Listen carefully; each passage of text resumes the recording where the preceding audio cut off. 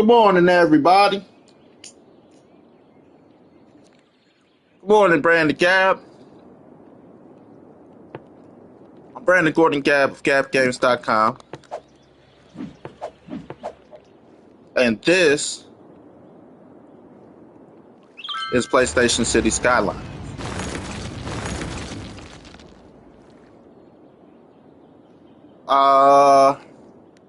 So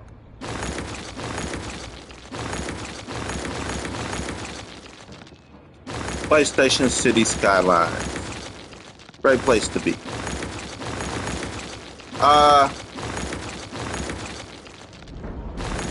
So I solved the problem in the Middle East. I think I told you guys this before, but I'll bring it over again. In order to solve the problem in the Middle East,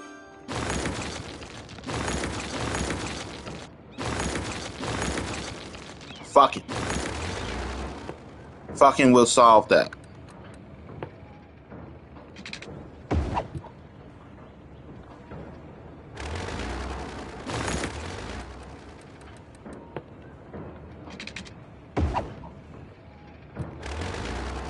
No, actually, that's part of it.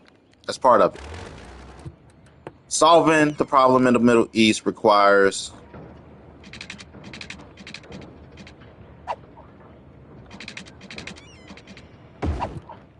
one simple solution. Bringing Spanish people of Spanish descent to occupy the Middle East. It's that simple. The argument right now in the Middle East. Who does the land belong to? Who are the indigenous people of the Middle East? And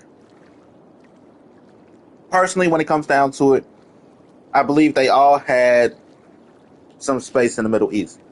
All right. Location, location, location. We're going to say this. This is the Middle East. Europe, Africa, Asia. All connected by this stretch of road, right? We're going to say this stretch of road that the highway is on. You got these people over here, these people over here, and these people over here. Who owns the highway?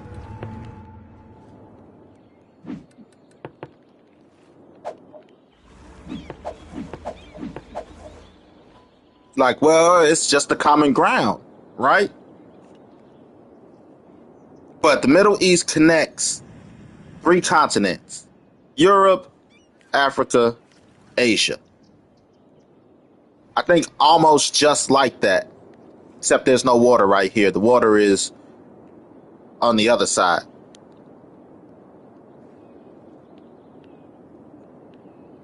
But Europe, Africa, and Asia. 3 continents. They're arguing about this middle land right here, where this continent, and this continent all connect. Who owns that is the argument.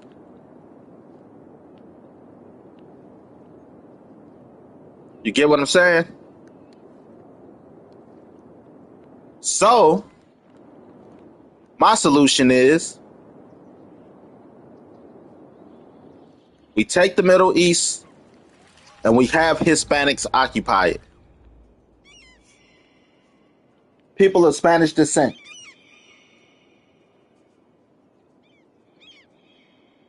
Because they're the only people that don't have land on that side of the world.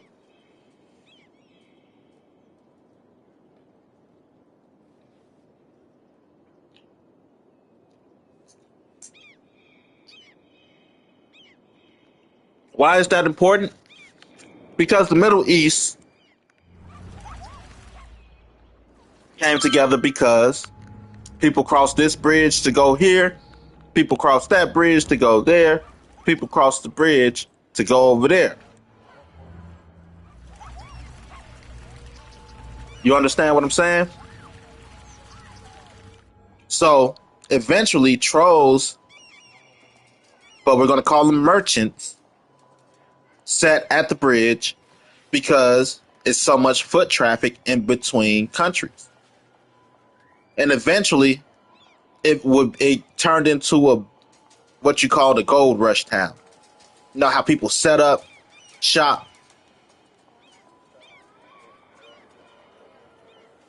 because it's just a hot location. Same thing, same concept.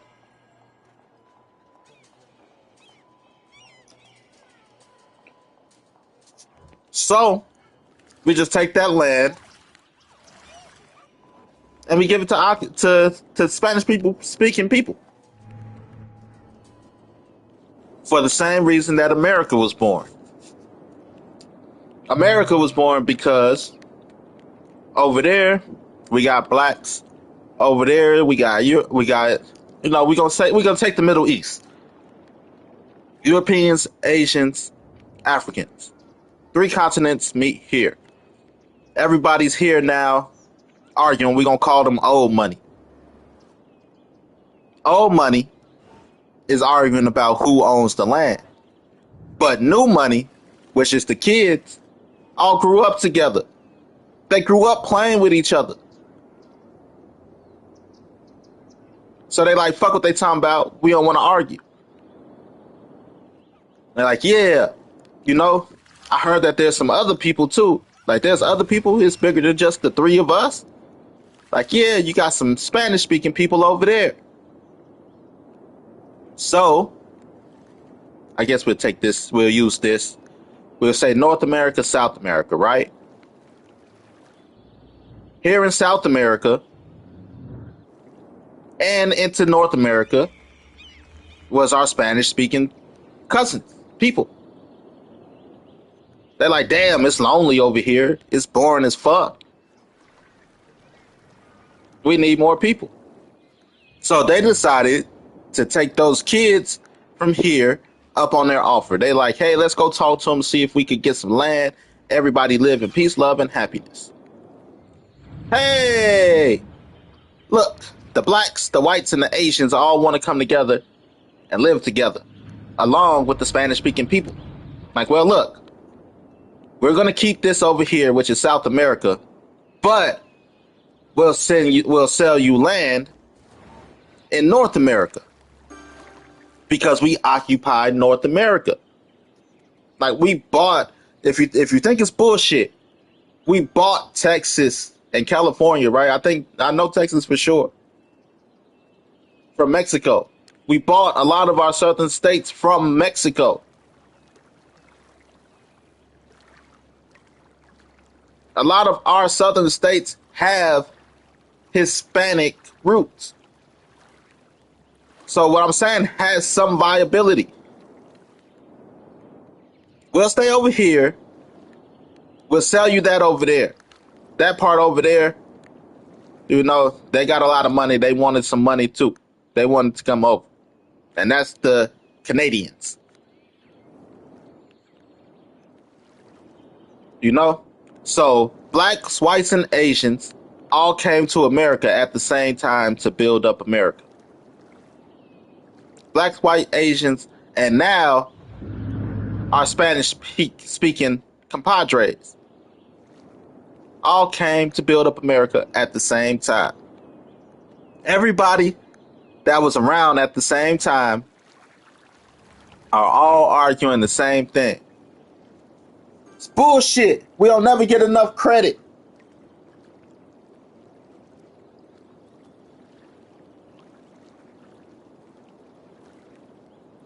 But, you know, when we go into slavery and everything and all of that, actually, a talk about slavery is what pushed me to this conversation.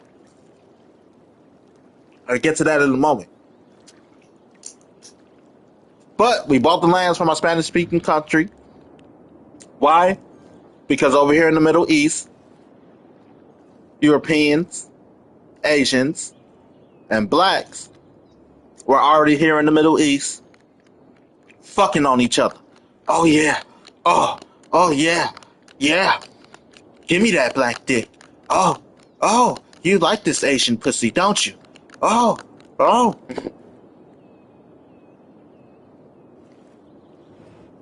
But they started arguing over land, you know?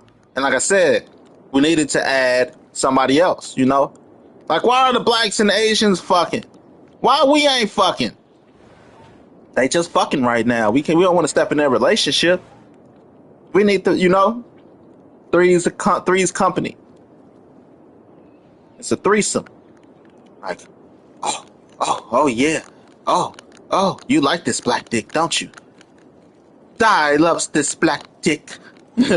You know? For the queen. You know, I'm the queen of bloody England. So, now, the Spanish needed to get some black dick. Oh, you need some black, but it's too far to travel. You must really want to get some pussy if you're traveling from here, way over here. And everybody likes pussy. So, they were like, hey, let's take our dicks and our pussies, and we need to get closer to some more foreign dick and pussies. America. Like, ooh, did you say foreign dick and pussy? Let's sell them some land. We're going to occupy the space too, so everybody could be fucking. Oh, oh yeah, you like this. See, Poppy. See, Poppy.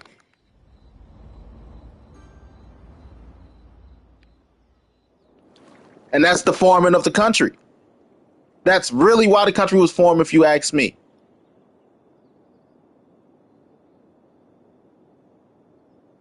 It don't matter, you know.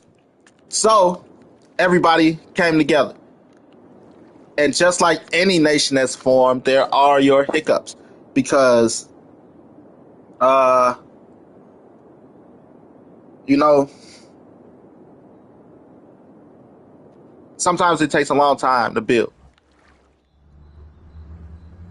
To get your feet up under you and to be established.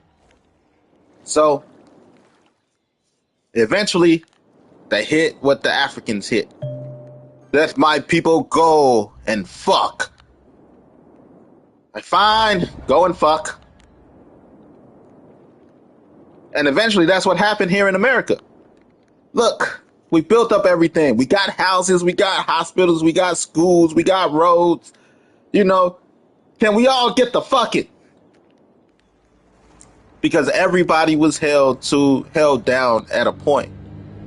I know you don't like to say it because some people only believe they were slaves. They don't see the bigger picture. The people that formed the nation to begin with, all were slaves. They were all slaves to the country.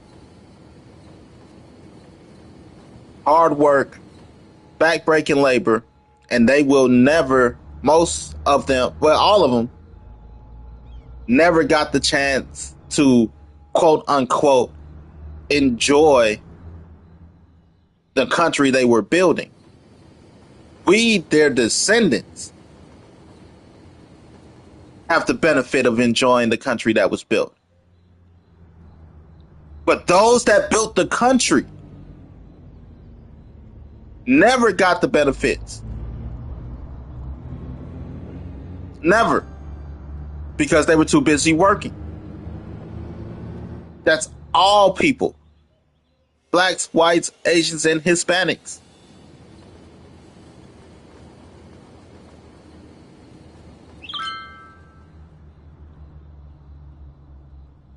So hands up. Eventually, we built the country. Then after we built the country, segregation, which is necessary. Why? Because just like over here, blacks, we got Africans, Europeans, Asians. We know and they all come together here in a fuck orgy. Oh yes, oh yeah, oh yeah. And they all come together in one spot for a fuck orgy. But as a white man or a white woman that want to fuck on some Asian pussy, I need to know where to find some Asian pussy and or dick to their respective sexual orientation. And that's the same thing here in America. We're all here to fuck on each other. But if you want to fuck somebody black, you take your ass to the south side of the city. Because in every major city, blacks are located on the south side. It's just to know where to find the people you're looking for. Find the item you're looking for. If you're looking for an Asian to fuck, go to Chinatown. All Asian people in Chinatown aren't Chinese. There's Koreans, there's Japanese, but Chinatown is just a representation of the Asian community. If you want to know where the fuck, if you want to find some Hispanics, you know, you got to go to Little Mexico. Every city has a Little Mexico.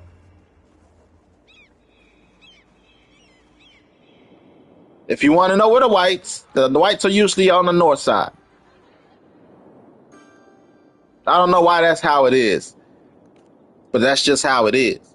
No matter what city you go to, every city layout is the same. Why? Because we're a fucking franchise. Every McDonald's is the same you walk into. Every White Castle's is the same you walk into. Every Walmart is the same you walk into. For familiarity and to be able to help the consumer make a quick, fast, easy purchase. If I want a white woman, I just gotta walk my ass to the north side. Like, hey, black dick for sale, black dick for sale. Anyone wants a spot of black dick? And somebody gonna be like, I would love some black dick. Hopefully it's a pretty lady.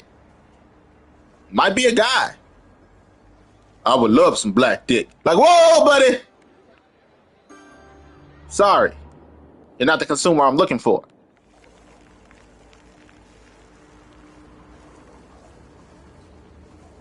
You know? But we came here because Spanish-speaking people of Hispanic descent. There are no people of Hispanic descent in the Middle East. Europe, Asia, Africa, all meet here.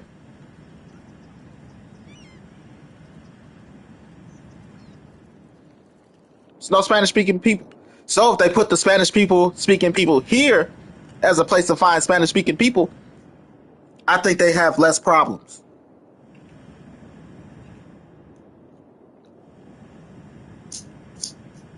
Because now you know where to find people of Hispanic descent. You know where to find Europeans. You know where to find the Asians. And you know where to find the Africans.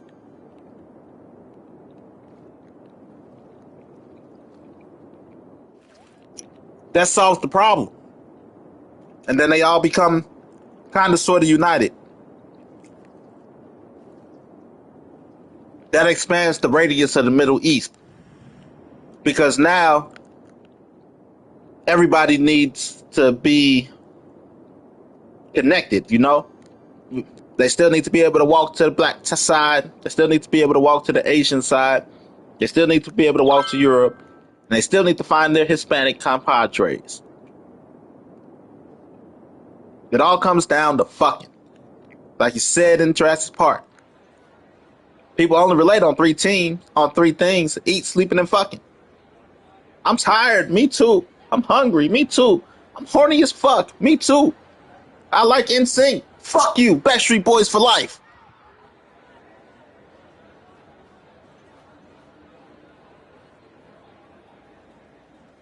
Eat, sleeping, and fucking.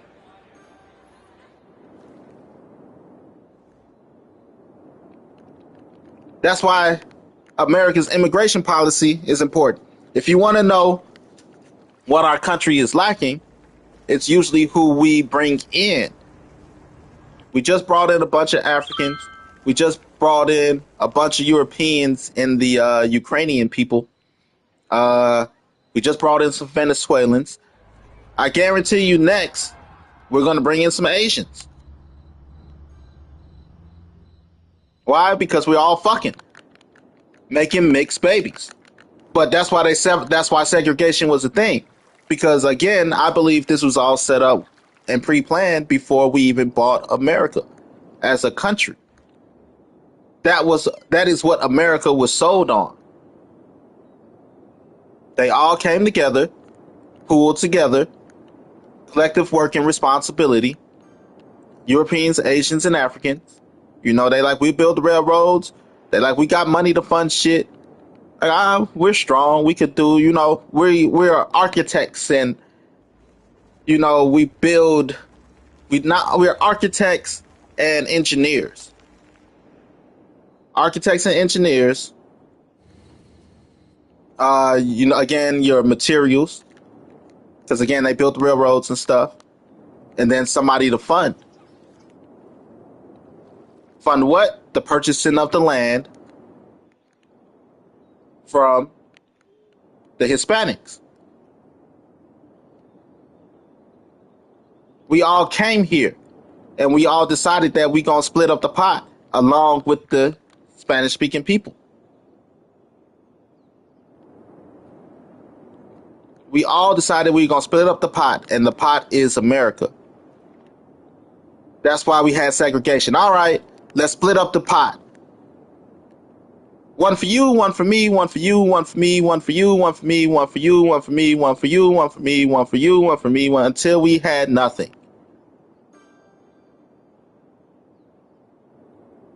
That's why, again, blacks have their own communities. Everybody, you know, they like to say, you know, like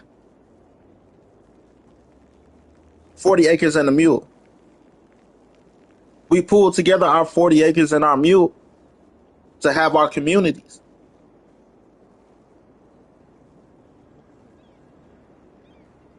And then there's, you know, after you ever bought some shoes or you ever bought something, a game, and you like, damn, I probably could have did something else with that. That's how a lot of people felt. That's why we've been hoodwinked, we've been bamboozled. Just buy remorse. That's all.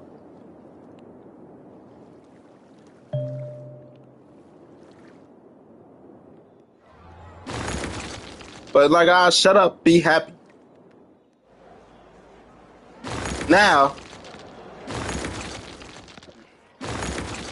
right, we wouldn't have land in America.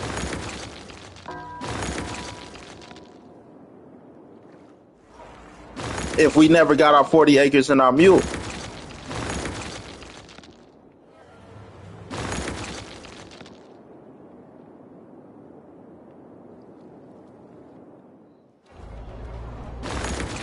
We wouldn't have land as people. You wouldn't be able to be like, oh, or, you know, racist people wouldn't be like, that's Niggerville, USA over there. Don't go over there if you don't fuck with the blacks.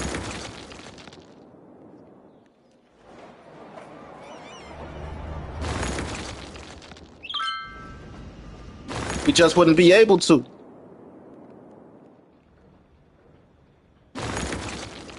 Because we wouldn't have any land.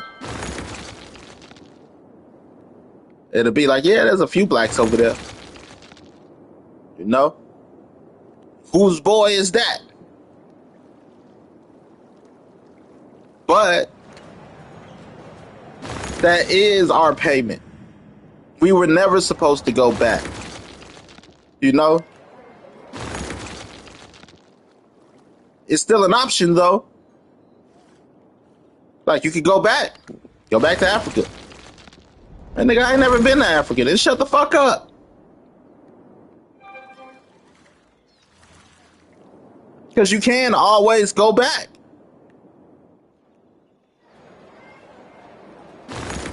You're going to tell me engineers, people that build houses, bridges, 10 crop, that reportedly or supposedly did all the work, because we all like to pat ourselves on the back. Grain of salt, I wasn't there. They were able to do all this shit. Weren't able to, in a time where timber and all that shit was widely available, because we're not as developed and the deforestation didn't happen for more years to come. Couldn't go as a group, chop down some fucking trees, and build a boat. We gone. Nobody wants to stay at work after work is done. You gonna tell me the people that built the land, farmed the land, cultivated the land, didn't know how to fucking build a boat? Nigga, they had us building boats. How the fuck we don't know how to build a boat? Then when everybody was officially free, if you want to say Juneteenth or whatever, we didn't come together.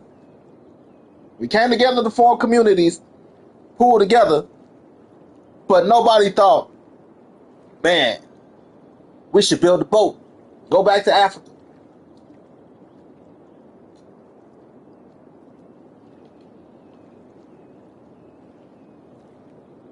We were sold on that we were never going back.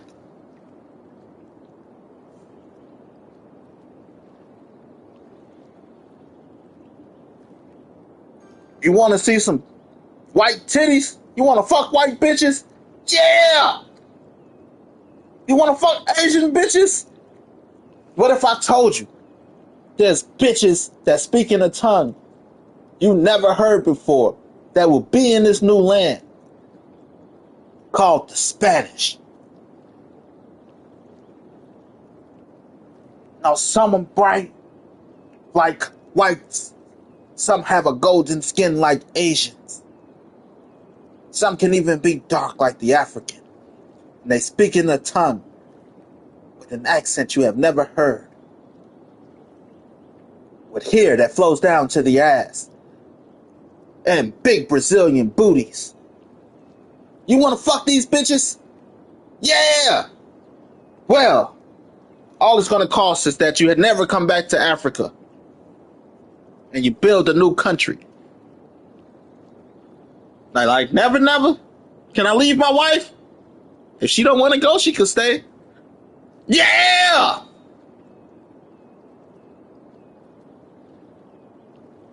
Yeah, and ran our ass down to America.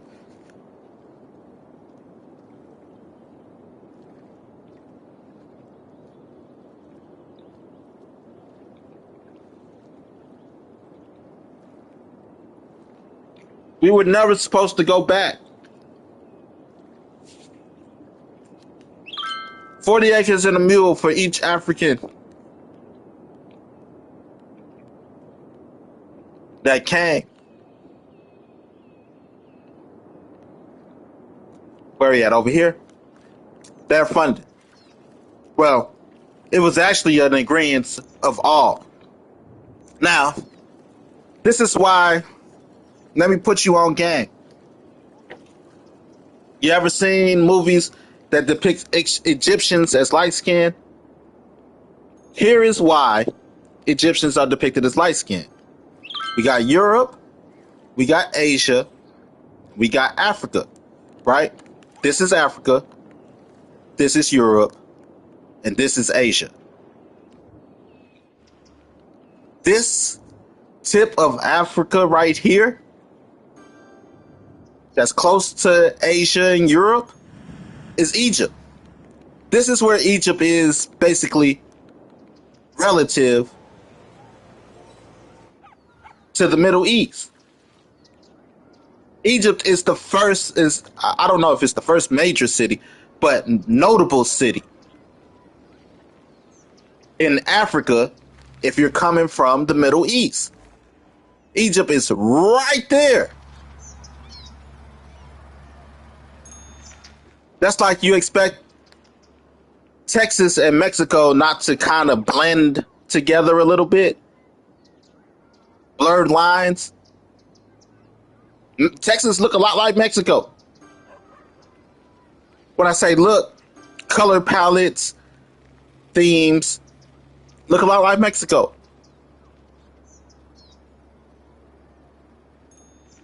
Because they share a border with the people across there. Cultural influence. Fucking on each other. Oh, oh, oh, oh, oh, oh, oh, oh, oh. So, Egypt, although it's in Africa, to be able to be fucking on Asians, I'm rich, bitch. I'm a real big timer. Check out my gold watch. Check out my gold chain. Do my mandingo dick. You know? Like, to be fucking on each other. They right here to be fucking on each other. Which is why they have, they're depicted as lighter. Because they're already mixed. I'm pretty sure if you look at this part of Europe, they're a little bit darker. If you look at this part of Asia, they'll be heavily influenced by European and African culture. The darker Asians are called Mongols. The Mongols were black and Asian because they were so close. They created the Mongols. It even sounds like it has a Caribbean thing to it. What a Mongol. The Mongol is to be fucking bitches. That's why they call them rapers and pillagers. The Mongol is to go to a foreign land, fuck the foreign bitches, and become a part of their culture.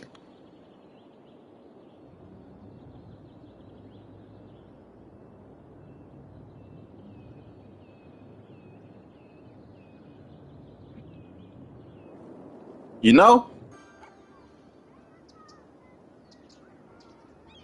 But black and Asians already had their mixture. Mongols. European and Asians gave birth to the Japanese, I believe. That's why Japanese characters are always made with European features.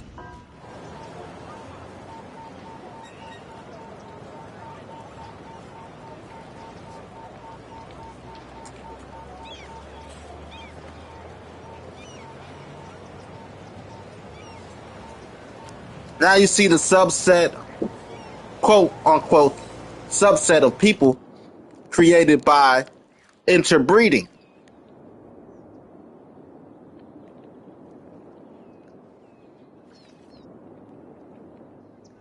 So location, location, location. This is important. Because once you understand that, then you understand that racism is only created by a hater. Racism was created by somebody with a little dick or a big vagina that couldn't get laid.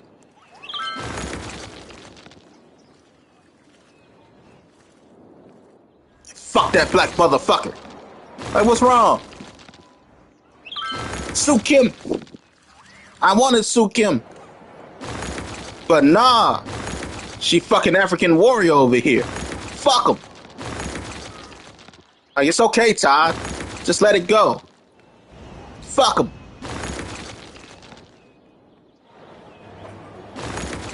Jesus.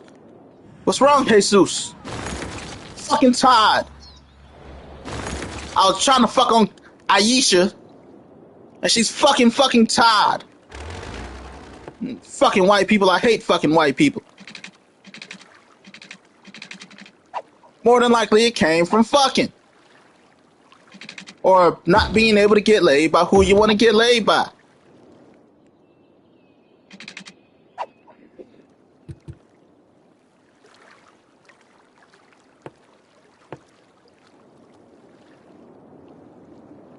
And that's where racism comes from. You know? All the other shit, ignorance. Ignorance. Again, grain of salt. I'm not gonna argue something I wasn't there for. But when you put together context clues, nigga, the shit makes sense. Europe, Asia, Africa.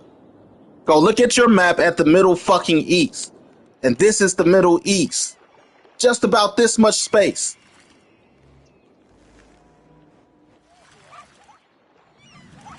Major conflict around the world. And that's just because you got 3 continents merging together. And everybody's like, you know, the Middle East is so cool because I could come here and get fucking laid. White bitches, black bitches. That's why they got masks on. Or they cover up their face and their bodies. You know, the Islam thing. Everybody gets a bitch. Maybe even 2. It doesn't matter what this bitch look like. Excuse my language. When I say well, it don't matter what she look like. We talking about race. Do you want pussy or not, man? Well, give me 3 goats and a chicken, and I'll give you these 2 women.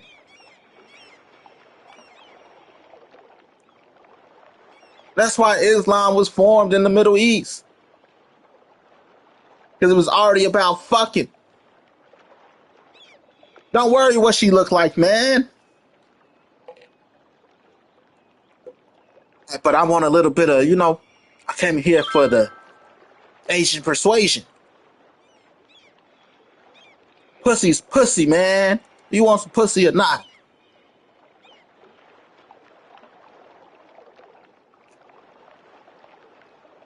That's why they cover up head to toe.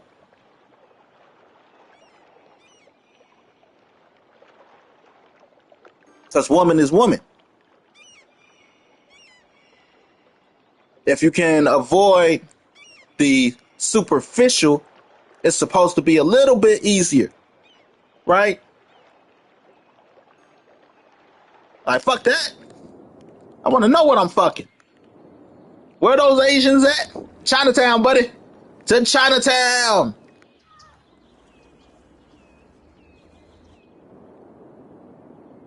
That's how America was formed.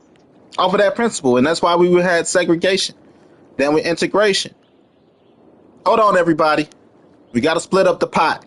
We're finally done building. We've got, you know, here's, you know, the profits from what we made. 1, you get 1, you get 1, you get 1, you get 1. Black, white, Hispanic, Asian. Black, white, Hispanic, Asian. Black, white, Hispanic, Asian. Black, white, Hispanic, Asian. Black, white, Hispanic, Asian.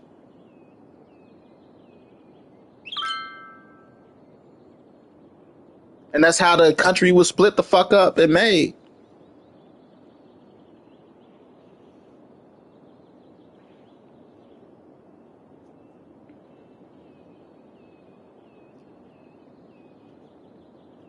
Why? Because if you want you a black, you go to the black side of town.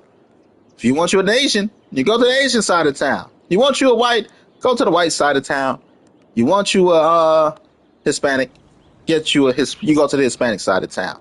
Now the problem with that was ego. The ego. They say you shouldn't have ego. Here's why.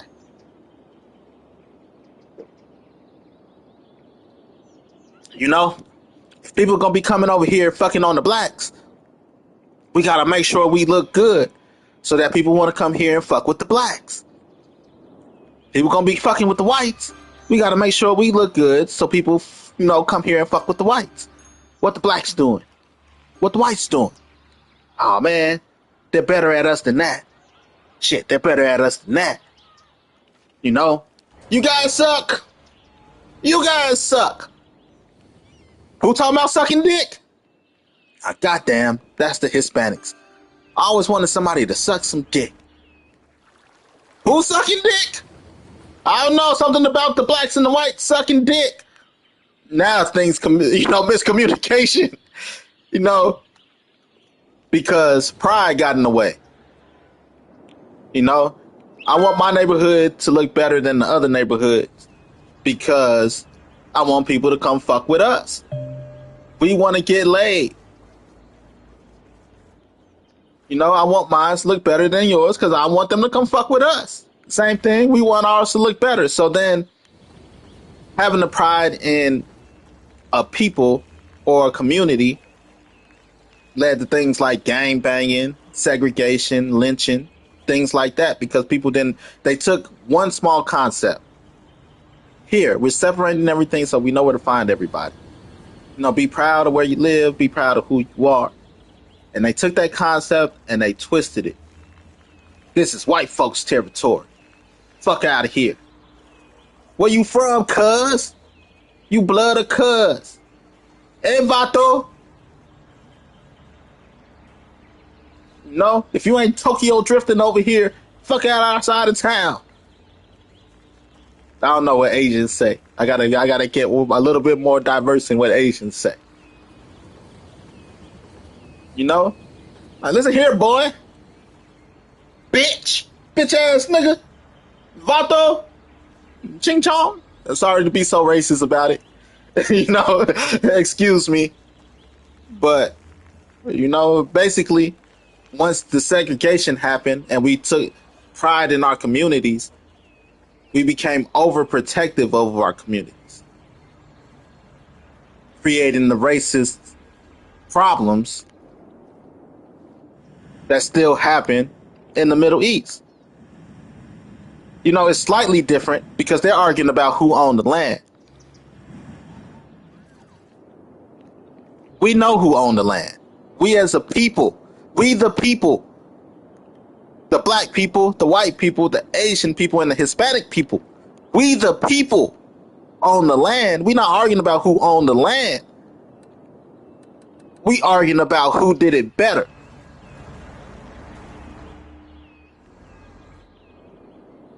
Because we know who owned the land. We're not arguing about who owned the land. That was our forefathers. They own the land. They know they're arguing about who owned the land. We're not arguing about who owned the land. We're arguing about who did it better.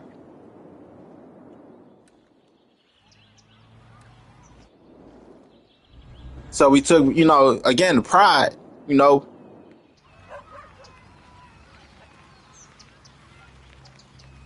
That's the problem. So I'm not going to sit here, you know, like I argue. I got into the argument, not argument, but what spurred this whole conversation was blacks were, what was it? Black versus whites and slavery, something like that. And it was slavery. Slavery sparked this topic for me this morning. I seen a post and they talk about slavery and all this other shit. And I'm like, buddy. First of all, this is a black guy sitting here at a table with a white guy talking about racism and slavery. And it's like, you got to take it all with a grain of salt, first and foremost. You know, first and foremost, we weren't here when the country was built. And for all I know, it's buyer's remorse because some people can't see the bigger picture. Some people can't see the vision. Some people don't understand it. So they're like, oh, we were cheated. We were bamboozled. We were cheated and all this other shit. So some people don't get it. They just don't.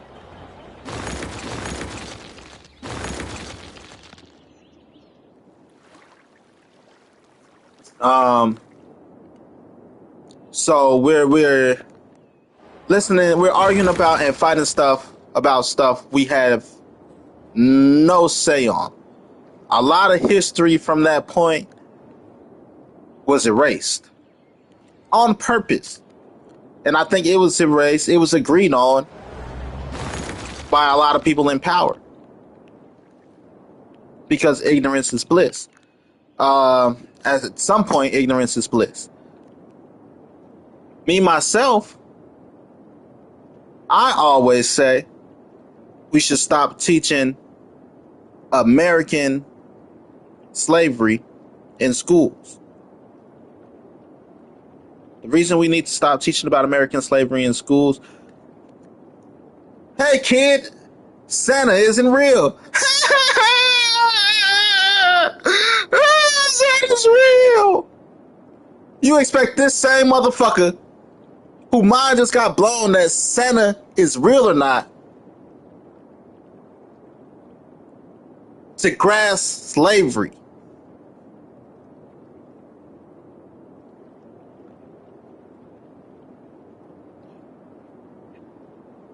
So, let's see. I don't know how to. Oh, okay. You know, one of the planets in the solar system is Uranus. He said Uranus. I know he likes something up his anus. You expect these kids who giggle at Uranus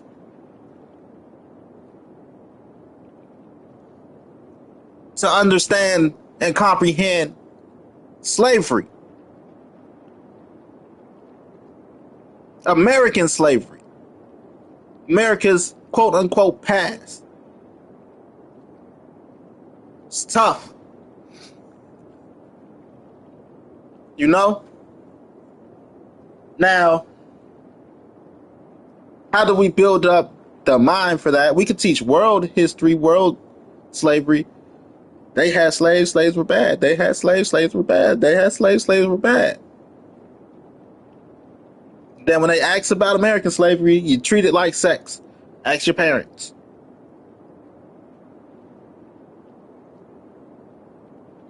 Because we're here to teach that slavery is bad. And that's a double-edged sword. Because slavery technically is a necessity.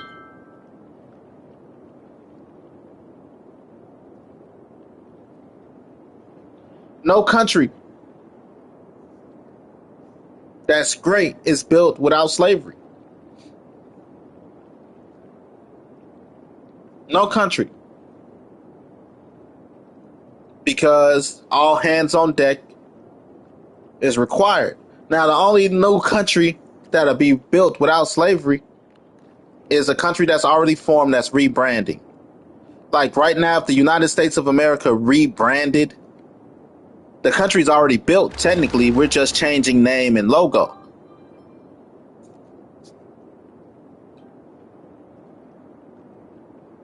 You know? We're changing name and logo. So because we're changing name and logo, we don't need slaves. That's marketing. But anything that's built from the ground up requires a lot of hard work. It requires where is it at? All this undeveloped land right here. Somebody has to develop this undeveloped land.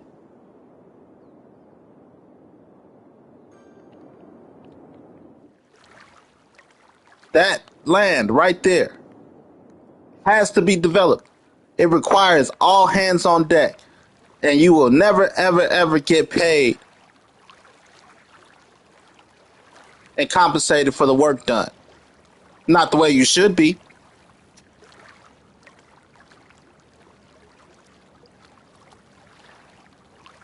Never, ever, ever. Until further down the line, you know, if your bloodline lasts, let's say your family's hot, everybody wants to fucking mate with your family. Then later down the line, does your bloodline get to reap the benefits of your hard work?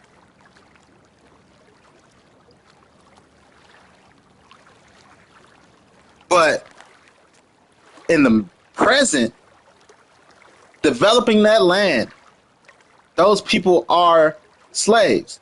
Now, what are they slaves to? They're not slaves to a people. Technically they are, but they're not. They're slaves to, where's my America? America.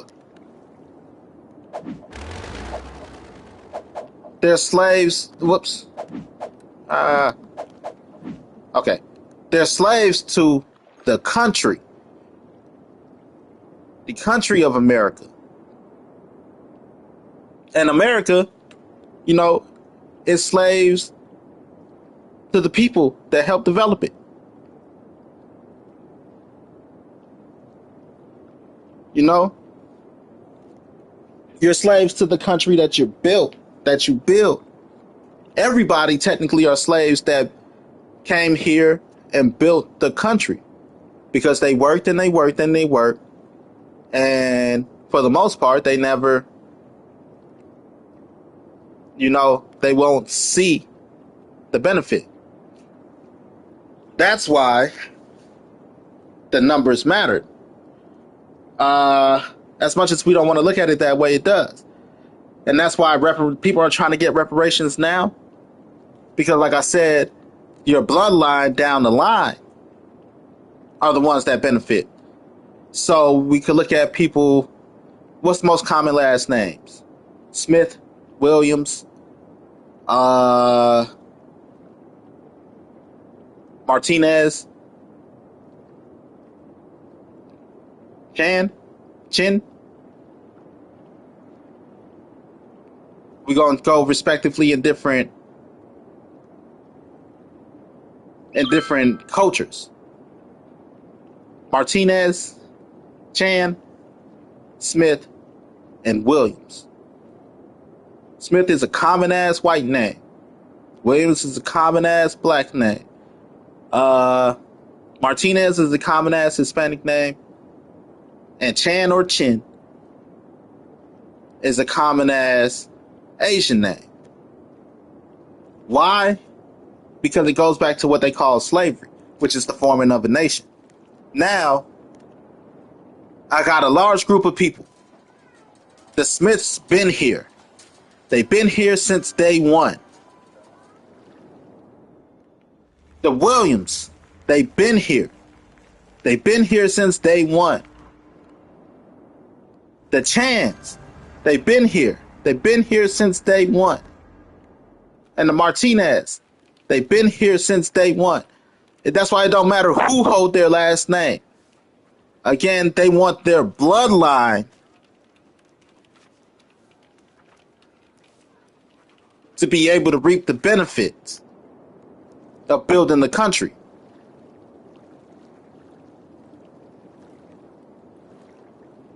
You get what I'm saying? So people like, oh, your last name means you were owned by a slave owner or something. Like, grain of salt. It's not necessary. It means your family were slaves. It's not necessarily false. It's not necessarily true. But, it is a name that was supposed to last and have numbers so that you can't deny the people their right to the land. Bloods and Crips, the bigger gang, the bigger the gang, the better. Why? Because it established you as a firm footing in gang culture.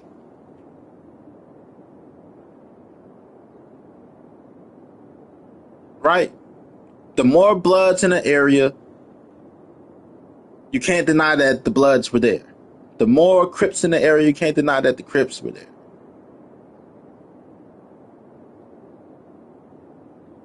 Get what I'm saying? So it's the same way. The more Smiths in the area, you can't deny that the Smiths were there. The more Williams in the area, you can't deny that the Williams were there. The more Martinez in an area, you can't deny that the Martinez were there. The more Chans in the area, you can't deny that the Chans were there. So some people even probably took on names just because they know the name is going to last. It don't mean that you were a slave. It's just you chose a winning team. You like, that team's going to be there.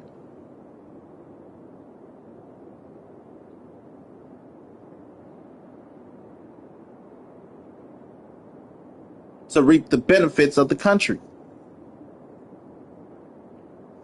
So your bloodline can reap the benefit.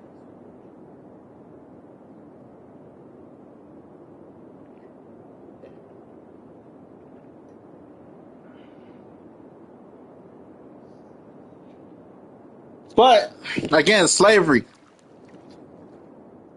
Let's talk about slavery. And the way I got on the formation of a country is because I'm like, all countries had slaves. Any major country has slaves. You know? China has slaves. Africa got slaves.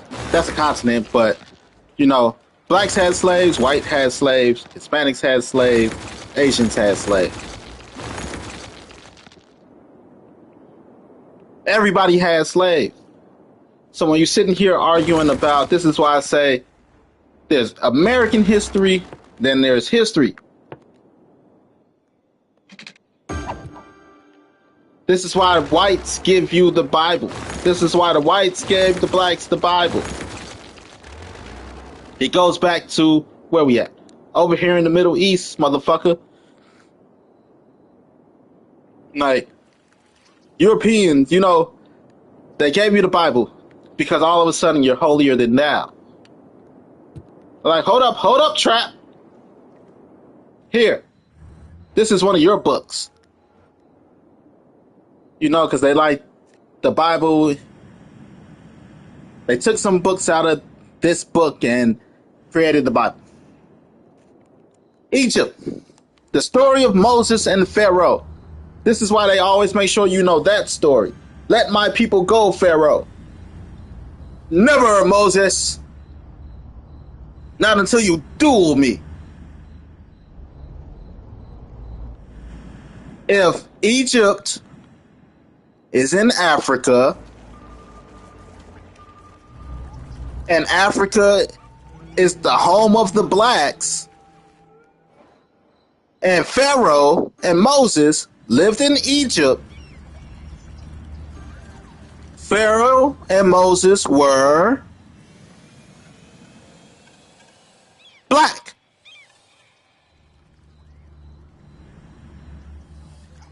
Pharaoh was black. Pharaoh had slaves. His slaves were black. Blacks enslaved blacks.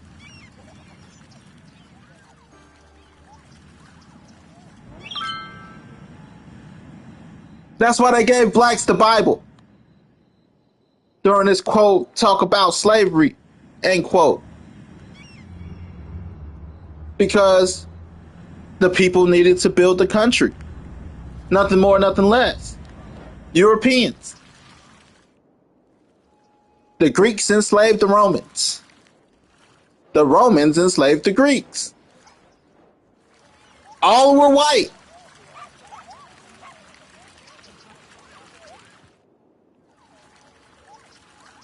All were white. You know, I think Korea had the longest, which are Asians, they had the longest form of unbroken slavery in history.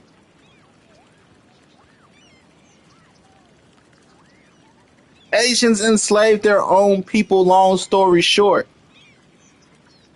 Japanese, Chinese, don't matter, still Asian.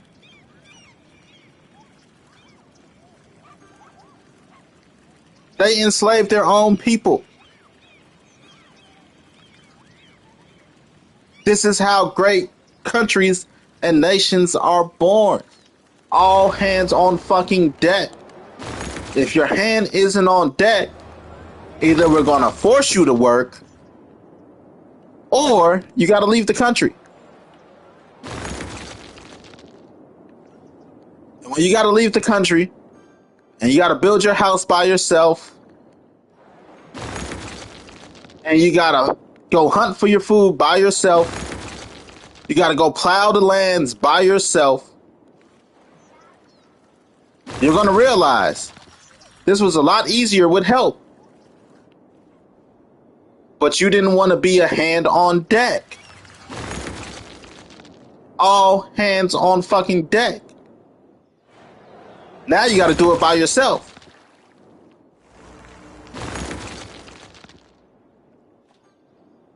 It's like a woman that's like, why go 50-50 on bills when I could pay 100% by myself?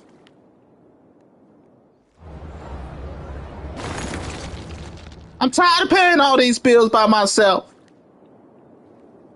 You could have had help, but you chose not to have help. So shut your ass up.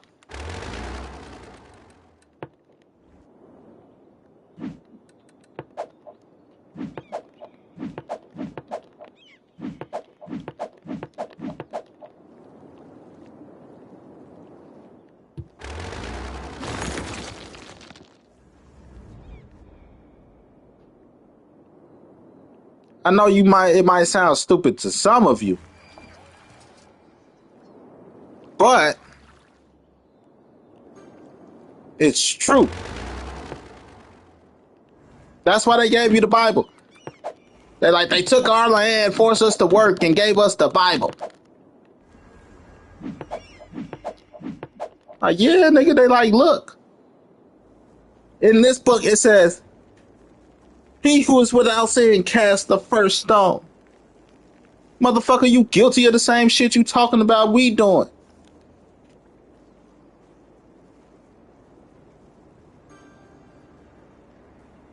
This video is for Nolan Wells' friends. If you aren't Nolan Wells' friends, feel free to stay, but this video is for them. So it sounds like you guys might have deleted.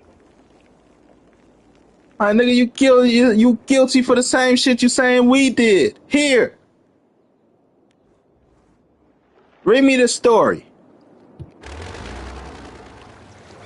Talking about Moses and Pharaoh, I know the story. Where the fuck did it take place? In Egypt. Where the fuck is Egypt? In Africa. Was that a white king? Hell no, that's Africa, man. They were black. Exactly. Shut your bitch ass up and go do the work, man.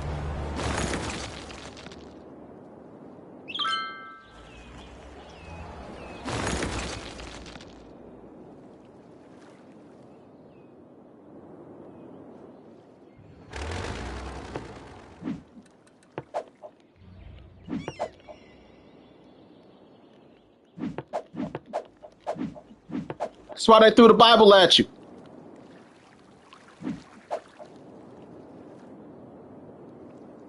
Like, nigga, this is your words. You said we got this. We stole these stories from your book. Nigga, we put this book together from the teachings of everybody that's here.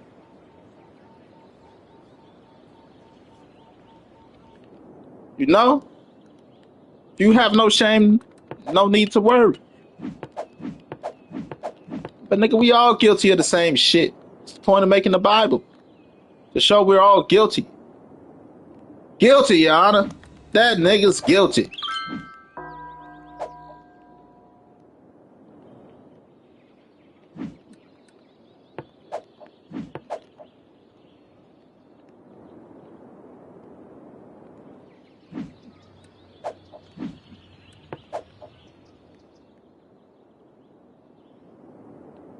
Threw the Bible in the nigga lap. Here, read that. Like, but nigga, this us.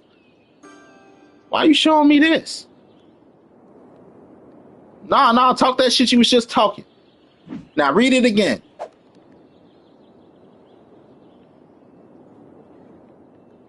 It's bullshit.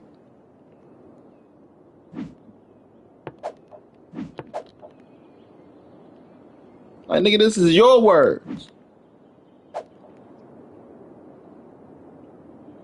I ain't make this shit up.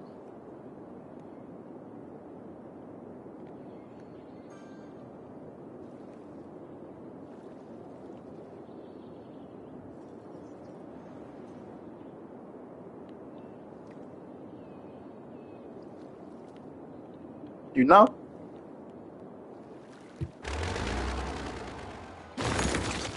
That's why I ain't had no problem throwing you the fucking Bible.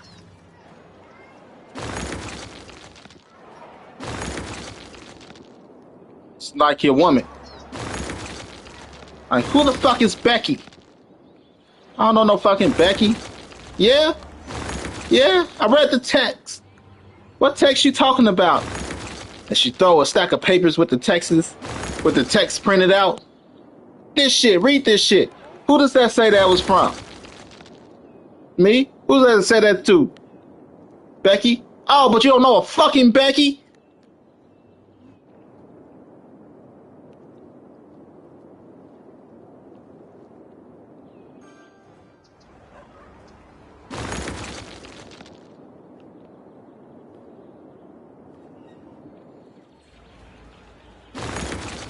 Like, motherfucker.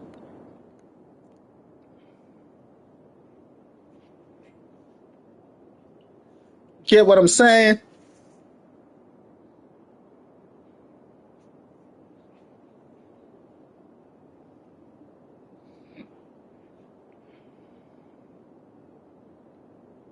Shame.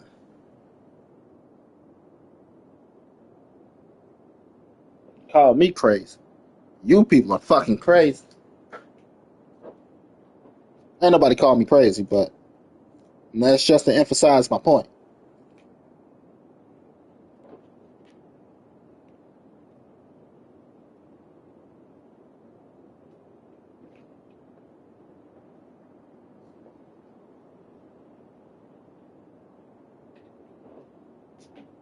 You know? But slavery is what got me here. Like, no, there's not a nation right now. There's not a people who's not guilty of enslaving their own.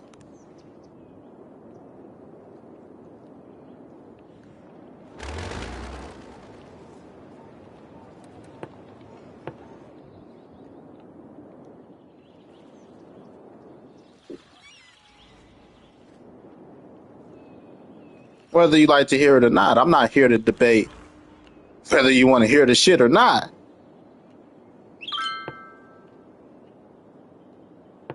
I'm just here to speak truth. Even if you want to say it's truth as I know it.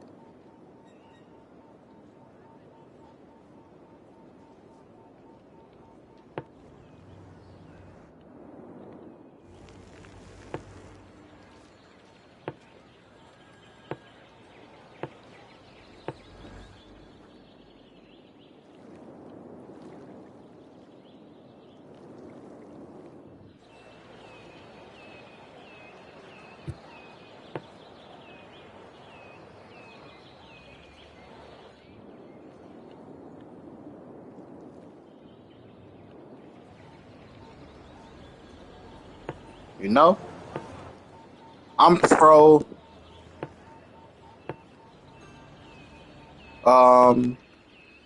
what's the word I'm looking for? Progression. That's the word I'm looking for. I'm pro progression.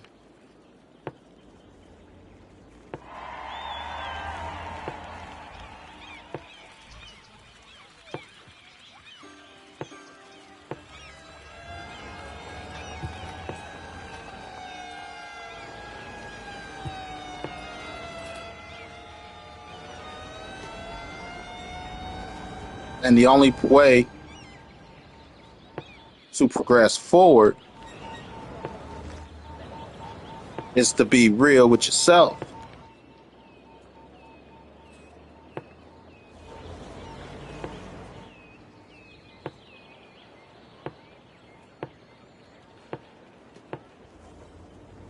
You know? That's the only way.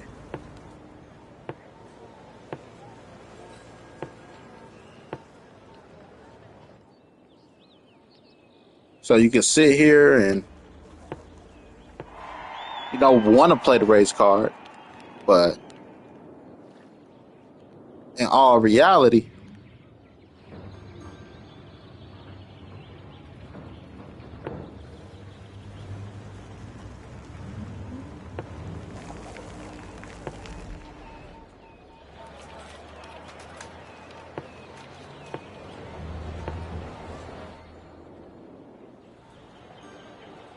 It's a lot simpler than you think.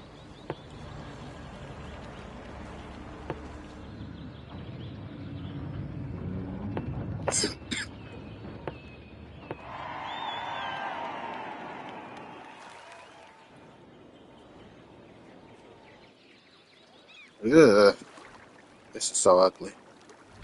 Super ugly.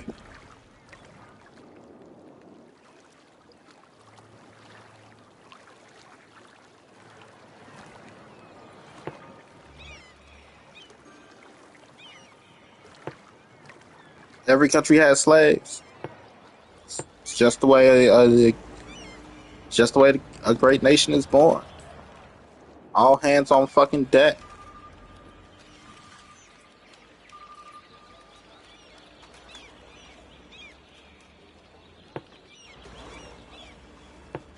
You need everybody to contribute.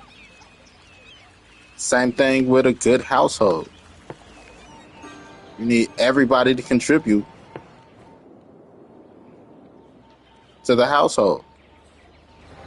You need kids to do their parts. You need the parents to do their part. You need the adults to do, the fucking dog to do its part. Be a good fucking dog.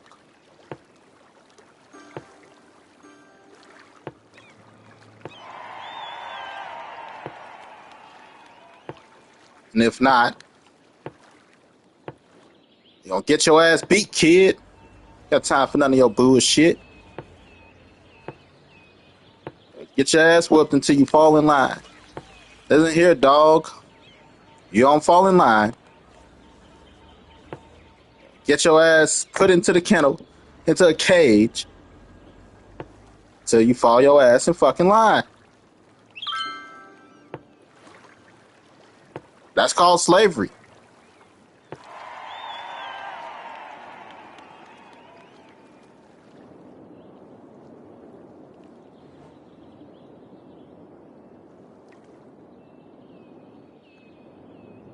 Am I tripping? Is it not?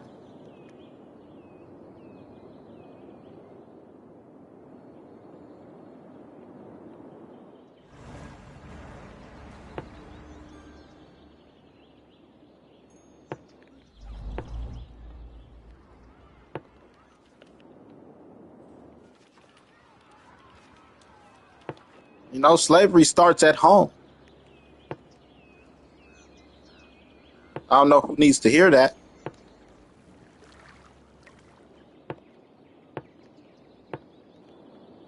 It literally starts at home. Not figuratively. Literally. Starts at fucking home.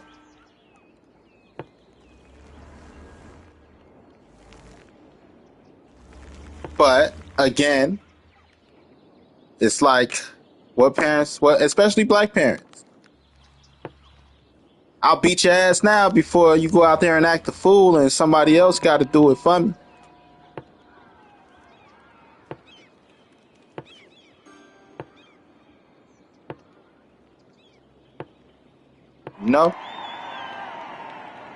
Child abuse my ass. You want to rephrase that? Nope.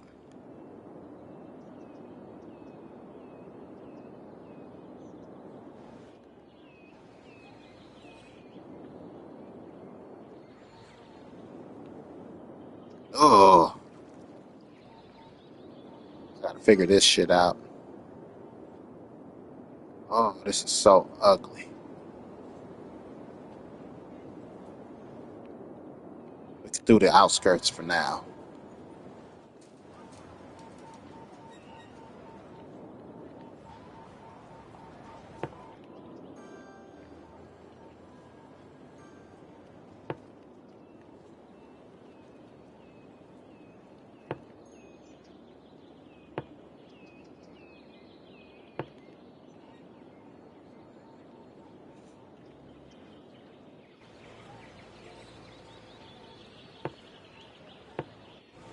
But it's literally that. Listen, get your ass beat. But again, I was listening to some people have the whole race debate or bring up slavery. I go, hold up, trap.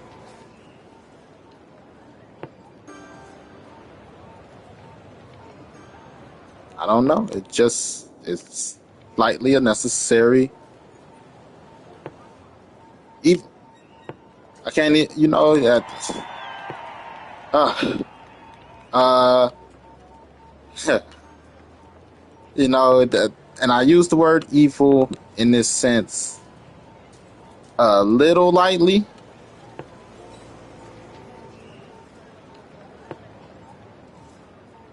Uh, the reason being is there is a difference between good parenting. There's a fine line between discipline and abuse. You know, like there are some people that abuse kids.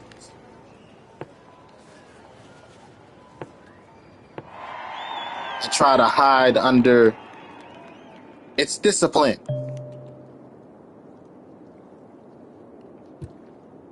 You know? And we got to think about it. We're all kids. There's so much to unpack here.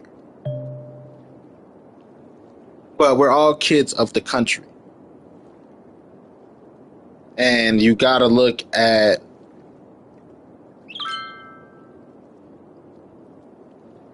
are we good kids? Are we bad kids? You know? Like we all fall in, think back to school, elementary school, we all fall in a certain category. You know, good kid, bad kid, smart kid, dumb kid, disruptive kid, you know, troubled kid, a kid who don't have. That's elementary school. And then when we get to high school is for us to determine our social standings. You know, what social circles you stand in. It's not, it's the education stuff is the smoke screen.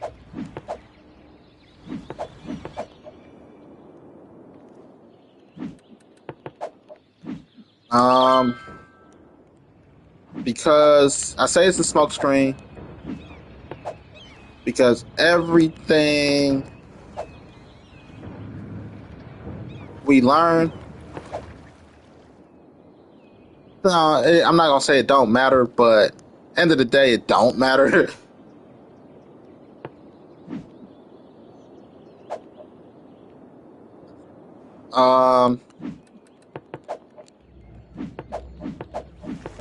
Who was the 7th president of the United States? How many presidents in the United States have there been?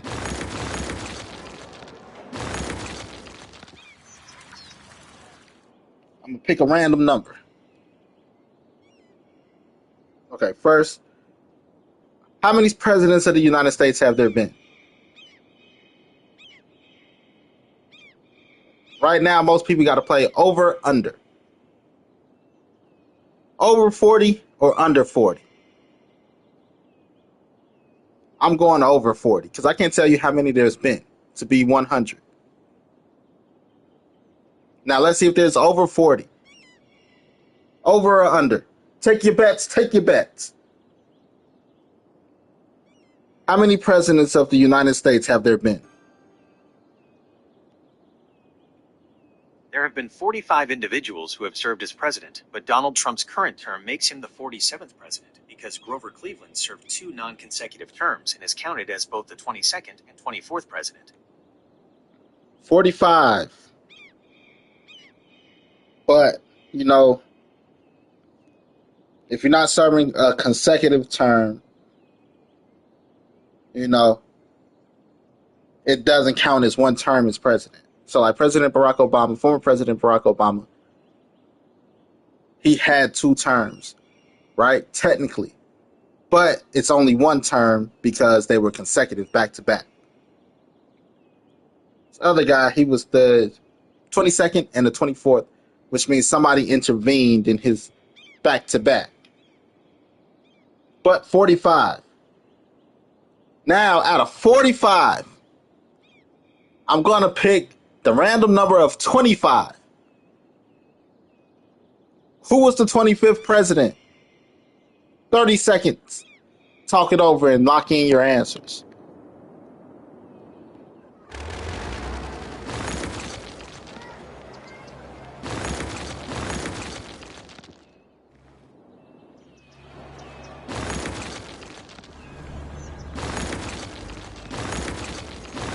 All right, you guys ready? Who was the 25th president? William McKinley was the 25th president of the United States. William McKinley. Never heard of him. No George Washington. We know Abraham Lincoln. We know former President Barack Obama, George Bush, and Trump. Let that sit with you. There was a Clinton in there and a Gore.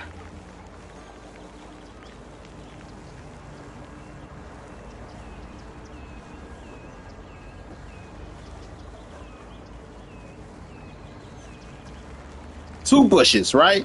There was 2 Bushes, a Clinton and a Gore, along with an Obama and a Trump.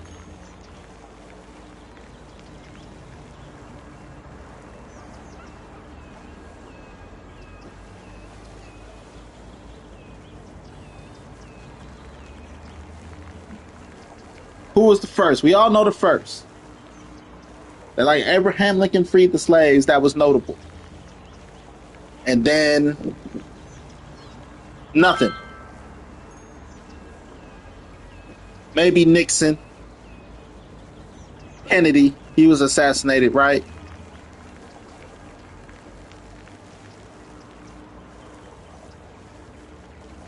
Whole bunch of nothing until Gore. Like, I vaguely remember Al Gore. I'm like, was he running or was he president?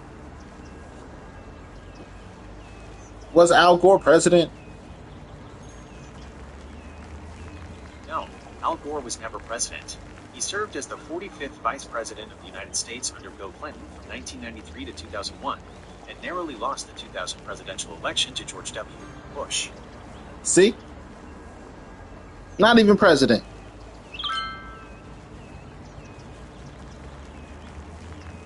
Long story short, like this, I lived through those. I lived through Clinton. I lived through both Bushes, Obama, a Biden, and the Trump. And I could barely tell you who was there.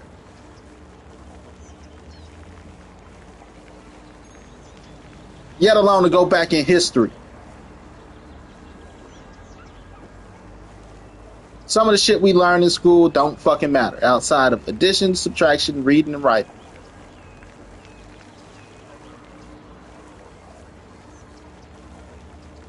What's the old joke? The 3 R's, reading, writing, and arithmetic.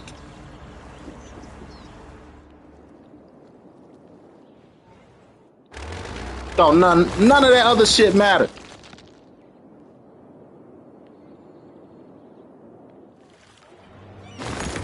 The 3 R's. They're like, writing ain't an R. What the fuck is arithmetic? That's why it's a joke.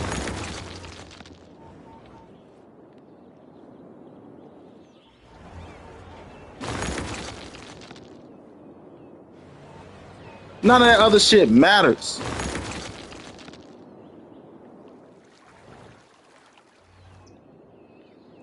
High school is really for your social standing.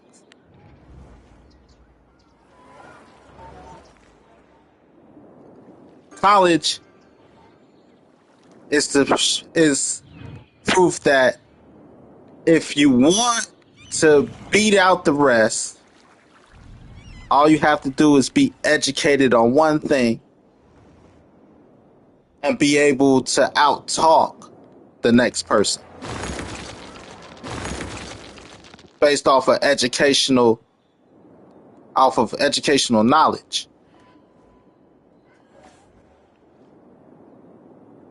That's what college is. No. Because most jobs train you on the job. This is the beauty of understanding an assembly line. If you understand an assembly line, you could build a business practice that's flawless without knowing shit.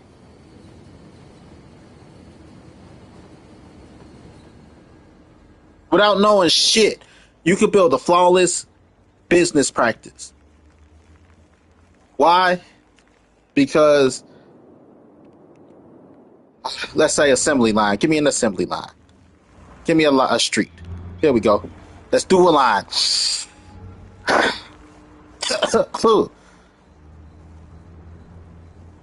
You know, you got the head of the line. Here's first, here's second, third, fourth, and so on. All I need to do is train the head of the line at what this position does. All you do is open this and put this on the line. You don't need to know nothing else to be successful in this business, but to how to open this and put this on the line efficiently. Here's your position. Here's what you do. I need you to do this efficiently and effectively. Fuck what he do. That's not your job. This is your job. This is your job. Fuck what they do. This is your job. You don't need to know nothing else.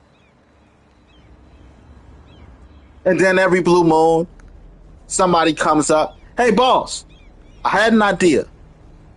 Your idea better be how the fuck you could waste my time because that's what you're doing. Like, no. I figured out how to do something a little bit more effectively and efficiently. And if it's viable, that becomes the new standard in practice. Like, oh shit, you know, that saved us 30 seconds, 40 seconds. To people, that's not a lot. But you just cut a minute down by half to 75%.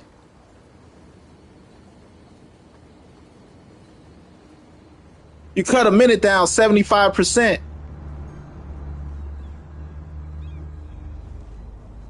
That's a big chunk of a minute.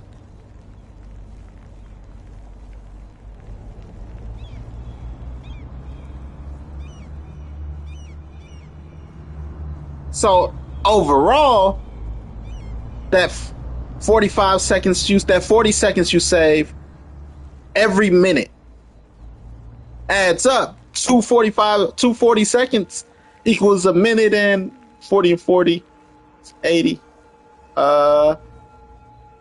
Right? 60. Wait, yeah. 40 seconds. 60 seconds. That's a minute and 20 seconds. You save a minute and 20 seconds every 2 minutes. Eventually, you save 2 minutes every 3 minutes. So you just reduce a task from 5 minutes to 3 minutes because you save 2 minutes.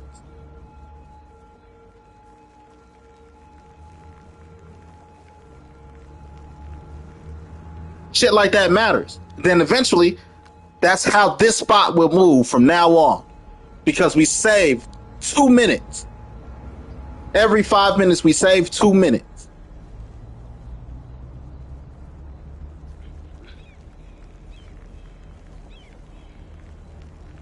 So that's how they'll move from now on. And so on down the line. All you need to know is your spot. Once you understand an assembly line, You build good practices. What's your assembly line no matter what's your job? Cashiers only do this. This is what cashiers do in their position. This is what the people on the floor do in their position.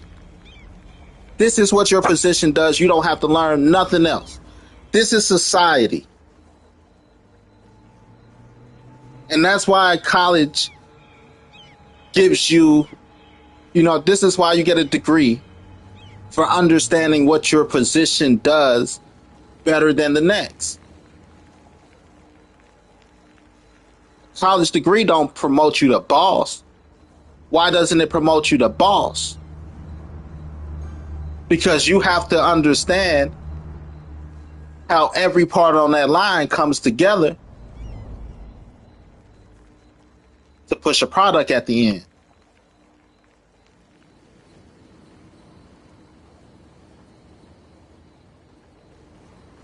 You understand? What we need this part to do this, so this part could do this, so this part could do this, and so on down the line. And at the end, we have a finished product.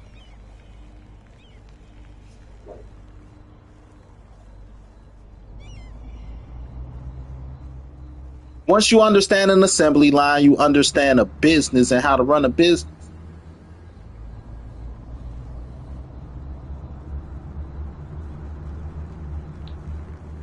It's that simple. A good lawn care team, you probably need, 4 people? And 4 people, 15, 20 minutes, no long. 4 people in the equipment, of course. But no matter the project, you're done 15, 20 minutes. Like, damn, that's a big ass lawn. How they get in and get out that fast? They got 2 mowers. One for the front, one for the back. They got 2 people lining. They got 1 person lining the property. Then 1 person working the hedges. Everybody has a position. You mow the front, you mow the back, you line this shit up, you cut the hedges. And when everybody's done, we clean up. Or, while everybody's doing that, I could clean up as boss, let's say, and spray the weeds. Spray some weed killer.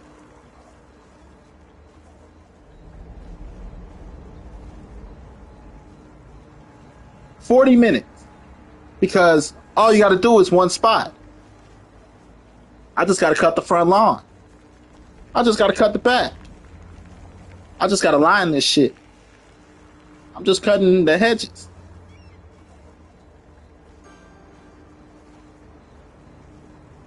$30-40 minutes. A person paying hundreds of dollars a month for this service, but it's the efficiency of the service that they're paying for. Like, I was taking a shit. I forgot it was time to cut the lawn. I was taking a shit, getting ready for work. By the time I got done and got out the shower, they were gone. I'm like, God damn.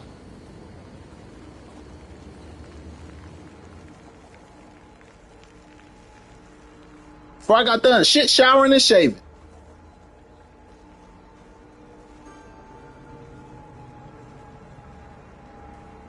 Efficiency. Once you understand how the whole line works, how every piece is interconnected, only then do you become a boss. Once you understand that and you become a boss, and understanding effectiveness, how to make sure things are effective, do you become a successful business person.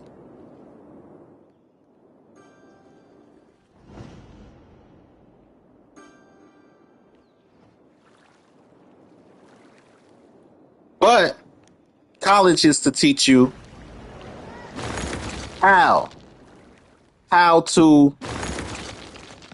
to be knowledgeable on one thing. Here's your part in the line, whatever it may be.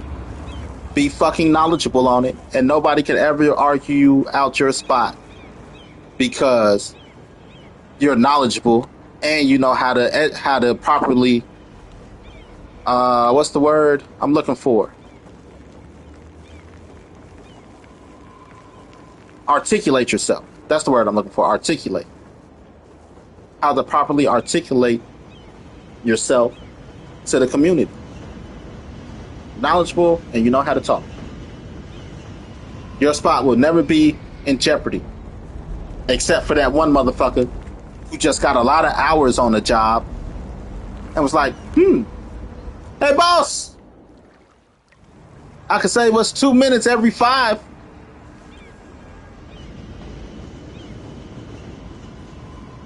Like, you're shitting me. Like, let me see. Yeah, you come here. You got a degree in this shit. Tell me how much bullshit he talking. Like, well, if you do A and you do B, this gives us C. And it cut us 40 seconds, you know, out of a minute. Like, actually, in theory, boss, that should work. It's all about execution. And if you got the balls to risk it, to see if it works.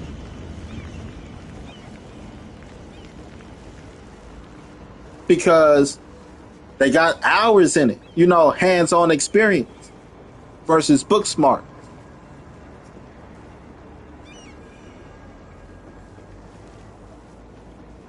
Like Dunder Mifflin, The Office. Do you know why the Scranton branch never failed? Because Michael Scott figured it out. Michael Scott figured out Dunder Mifflin before everybody else.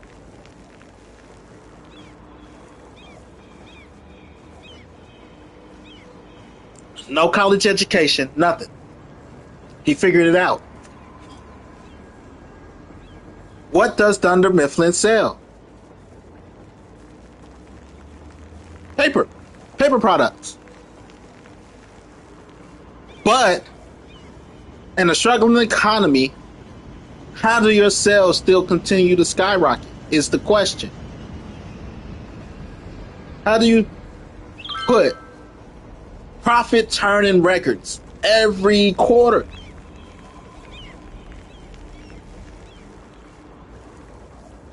I know the answer. I figured it out.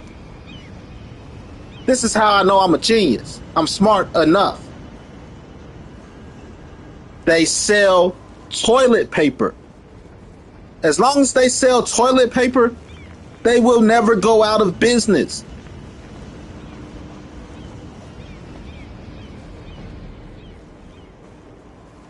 Because everybody poops.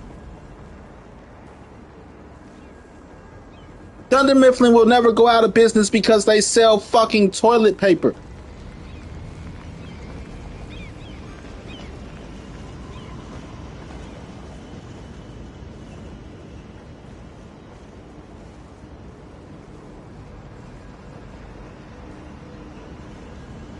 One product. It's a paper product. They never have to sell anything else. Toilet paper. And this is understanding product. This is understanding business. This is understanding, you know, how to not fail.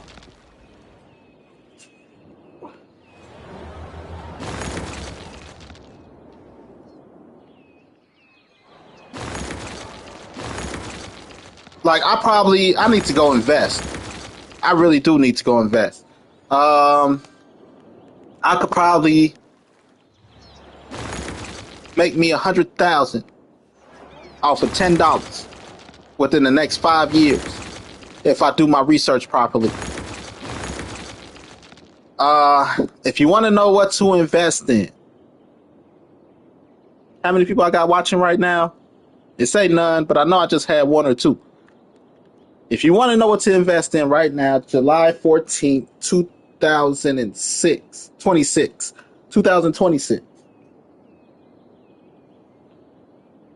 What's the biggest thing right now. There's two things, actually, yeah, there's two things to invest in.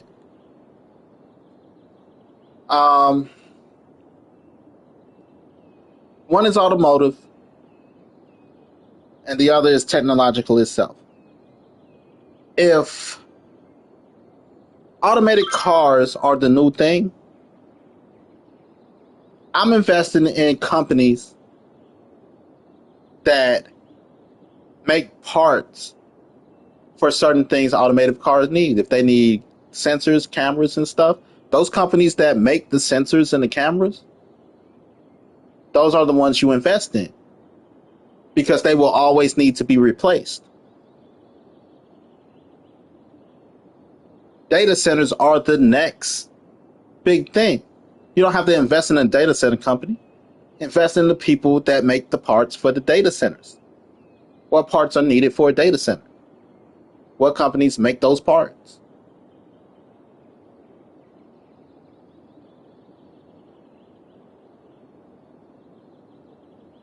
That's how you make your money. I don't have to invest in Tesla. Tesla use their hydraulic pumps. They get their hydraulic pumps from this company. As long as Tesla make robots, this company will always be making money because they have the parts needed. They have what's needed to repair the fucking robot.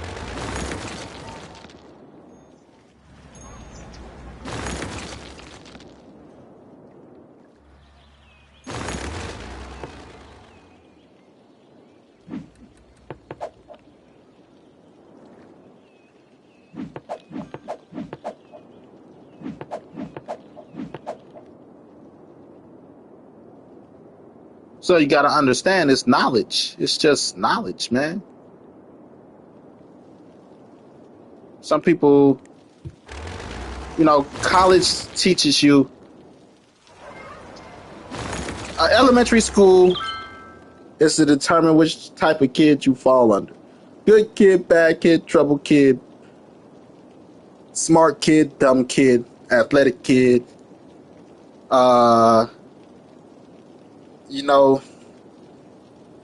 sensitive kid. Like it's to establish what type of kid you are, because we're all kids of the country. High school is to determine your social group. You're a good kid that hang with the emos, but you're not necessarily emotional. The higher education and high school and college is for you to help you understand you and the material. Most people never. Where did I just see that thing? Ah, there we go. Most people never leave outside their social group.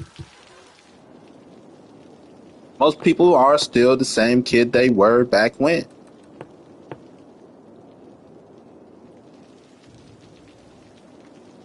Athletes tend to stay athletes.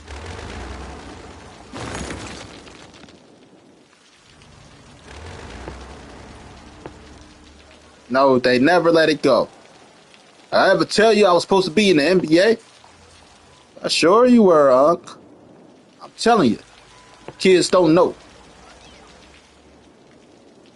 They used to call me Handle Balls. They used to call you Handle Balls? Yeah, nobody could dribble like me.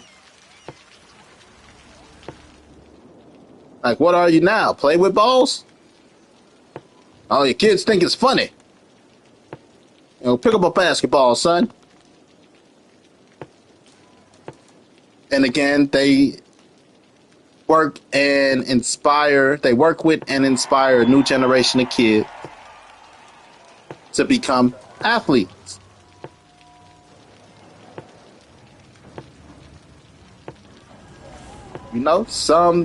Once you determine you don't want to be an athlete and you like fuck that shit,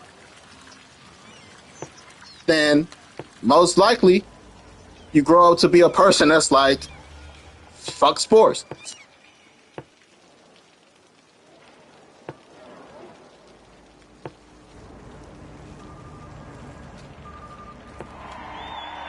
It's just the truth of it all.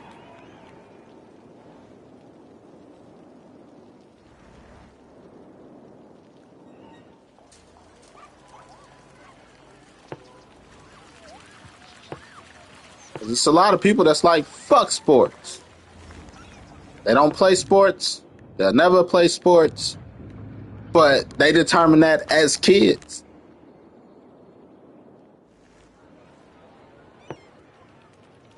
No. Kids, they're like, nope, this shit ain't for me. High school, depending on your social group, like you may not like sports, but your social group might like sports. Like, I didn't know you played basketball. I play basketball. I hate this shit. Like, why you play? Because all my friends play. I like my friends. I ain't got no choice. We want to stay friends. I got to play basketball. But if it was up to me, I'll never run. I won't even run from a dog. I'll bark back at that motherfucker first before I run from another dog.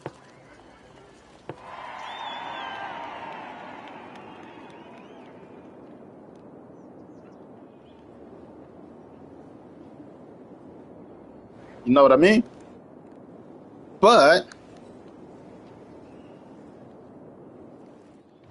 that's just, like I said, social standings.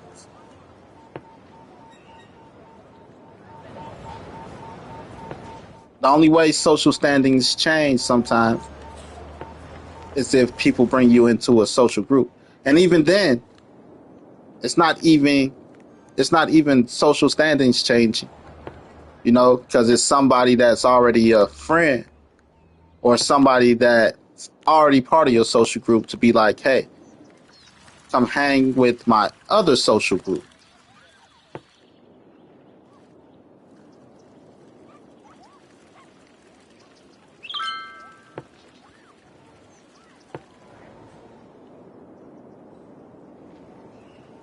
We're here to talk about social standings.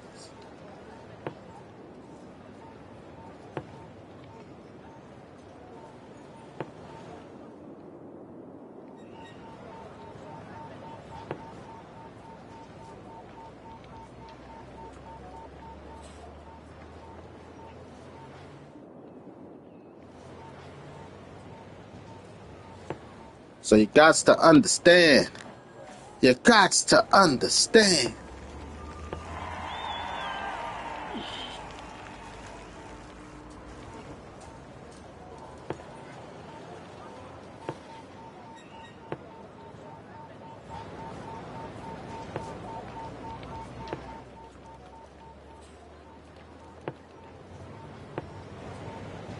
Because if you don't, then you just won't get it.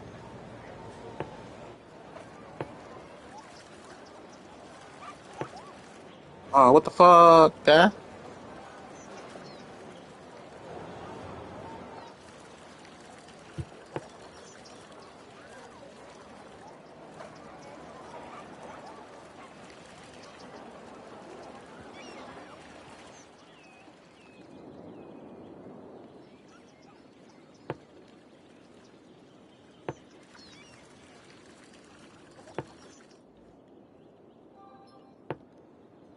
But it's not like you can't, because technically you can't move up social standings.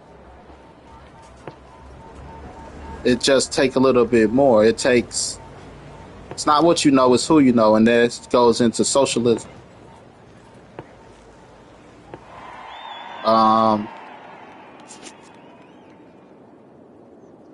can't hang around millionaires unless two things. I'm a millionaire or I know a millionaire. Now, if I know a millionaire, like let's say my best friend's a millionaire, right? And my best friend is like, hey, I got some millionaire friends. We all go on a yacht, you know, every weekend. We get to bring a plus one. I want you to be my plus one. If you make a good impression, chances are you would be able to become a millionaire because birds of a feather flock together. We can't hang with you if you're not a millionaire. So if we don't like you, you know, you got to find another way to become a millionaire. If you become a millionaire, then shit on your own, we can hang with you. But if we like you and we want you to hang around, millionaires can't hang with people that's not millionaires. So just because they like you and they want you around, they will make you a millionaire just so you can hang with them because millionaires can't hang with non-millionaires.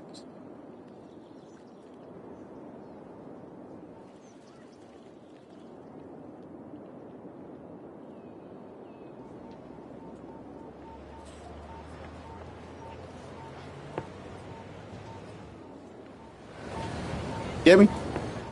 That's how easy one could become a millionaire. Just because that's how easy you can change your social standings. Just because a motherfucker like you. Wake up the next day. Oh shit, there must be a problem. I'm going to jail, y'all. I'm going to jail. What's going on? Calm down. Look, I woke up and there was $5 million in my bank account. Calm down.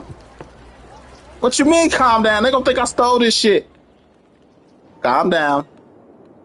First of all, it was me and my friends. We all decided to give you $1 million each. You know, me and my 4 friends, we just want, we like you. We want you to hang around. We all decided to send you to Cash App you $1 million each. Like, what? Why? Who think I gotta suck? No. Calm down. Get off your knees. You know, when you got $100 million, $1 million is nothing to give up. Now it's up to you to make that 5 million last or positively change your life.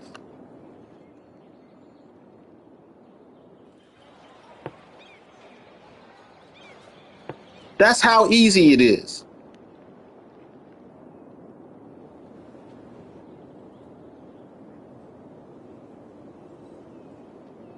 Uh,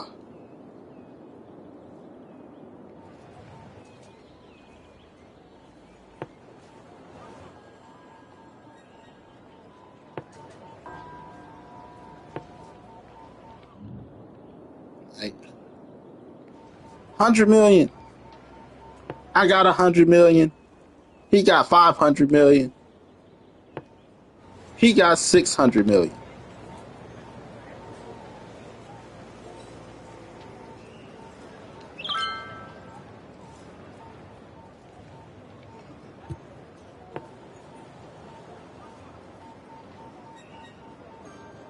You know, all it took was them to give you 4 people to give you $1 million each. Now you're a fucking millionaire.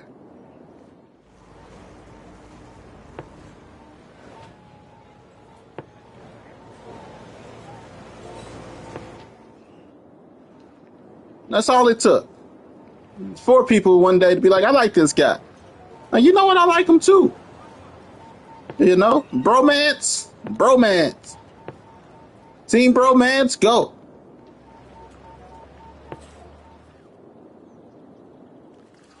And now they all decided to give you $1 million apiece, which was chump change to them.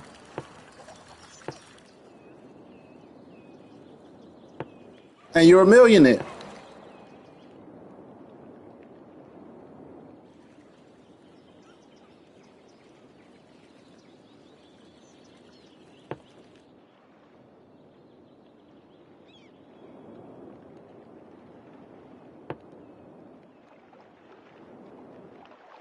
That's simple. Shit.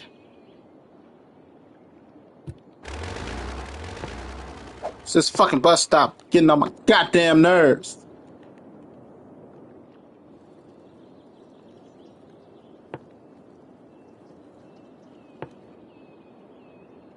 All because they're just people with some money. Like, look, we don't hang with broke bitches. Okay? Here's some money. Don't be a broke bitch. You go broke, that's on you. We don't hang with broke bitches. Remember that.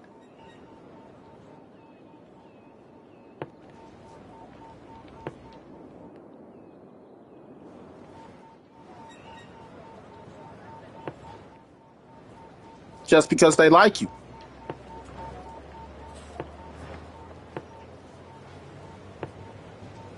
No?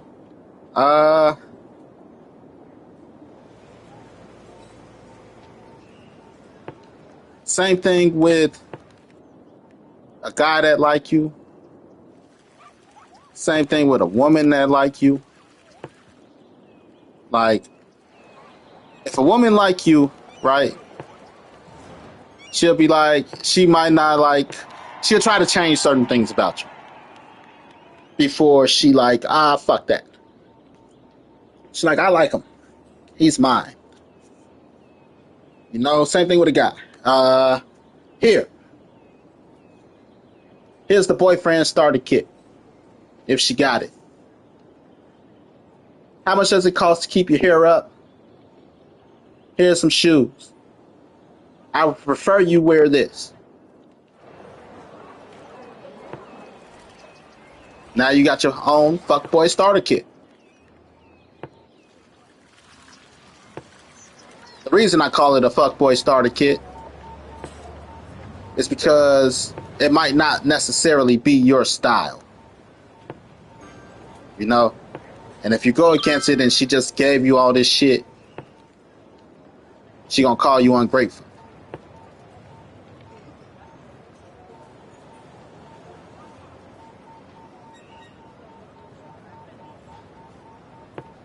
You know, you're like, baby, thank you, but first of all, I tell a woman all the time, if you want to pay to keep my locks up, fine. But it's the reason I keep my hair like this. You know? Because my hair ain't cheap, baby. I got locks. It cost me, I try to pay my cousin $150 from when they were short to now. Whenever I got it for her to do my hair. $150. Now, if you want me to get my hair done every month, you got to think about that. That's $150 every month. 150 times 12. What's 150 times 12? 150 times 12 equals $1,800. $1,800 a year. If you want to waste $118 on my hair, fine. But right now, I ain't got it. You know, every 6 months is fine by me. You know, this is just, get used to seeing me like this. Not that I don't take care of my hair. I wash my hair. I moisturize my hair. You know, I keep my hair nice and soft and healthy. It's a difference between keeping it done and healthy. I keep my hair healthy.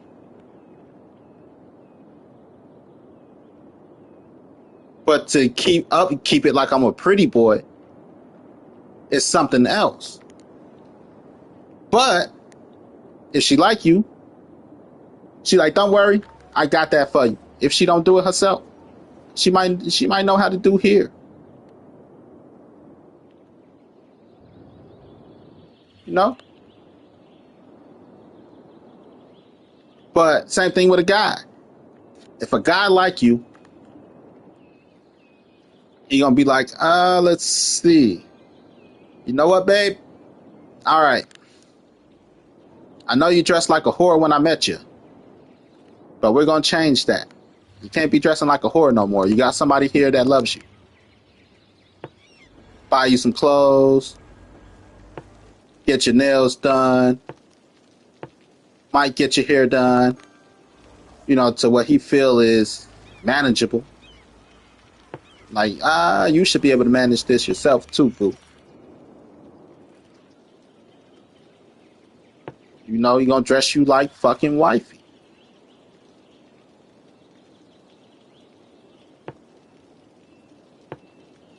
This is the standard I hold you to.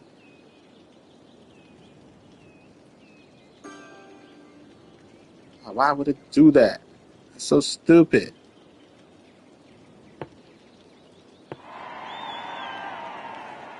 It's the equivalent of 5 millionaires. 5 millionaires all giving you $1 million a piece. Just because a person like you, they don't expect shit from you. So man might want to fuck you, don't get me wrong. It ain't like he don't want to fuck you, like you that much, but that's what it's the equivalent to.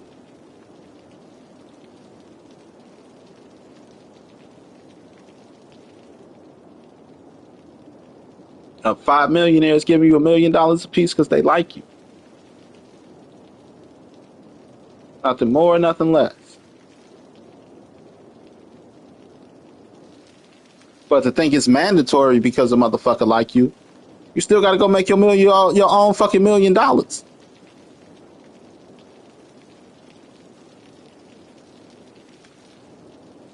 And again, some people don't got it. Like me personally, I'm not necessarily. It's not that I'm not necessarily a pretty boy. I'm handsome. I like looking good. If I had the money, what I would invest more in for myself? Don't judge me, but it would be cologne. I like me a good smell good, to be honest. It wouldn't be my hair.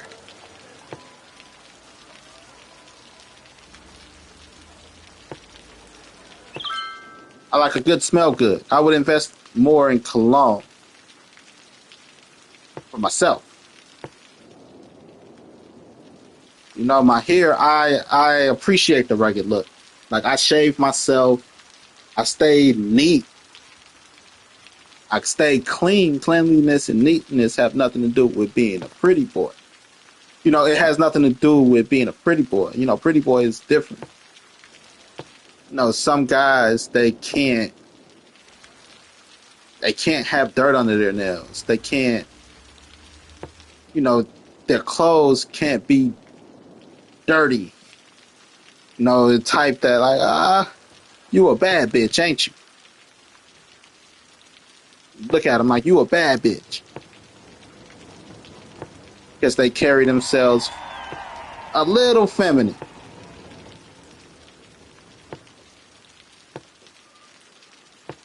Like I said, it's one thing to be like, oh, my nails dirty.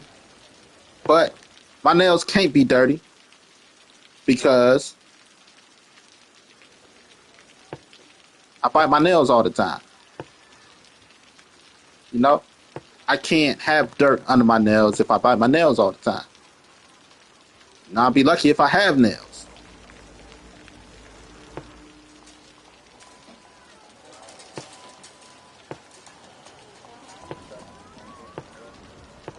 Get what I'm saying? I can't have dirt under my nails if I bite my nails all the time.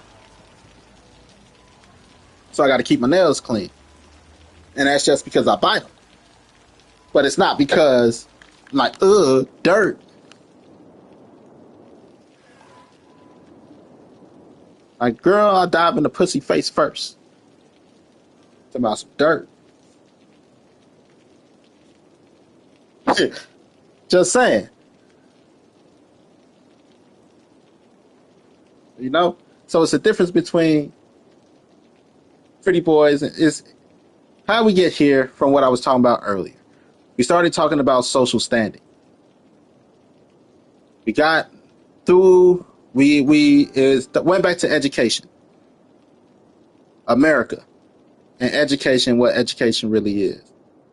Most of the stuff that we all don't know because we weren't there. right? Then we got social standings and all of this and blah blah blah. School, what school's really for, and then we got into school and how college isn't there to teach you. It teach what it teaches you and stuff like that. And then I got into the example of millionaires and social standing and blah blah blah. Anyway, that's how we got here. To say I don't know how we got here is false.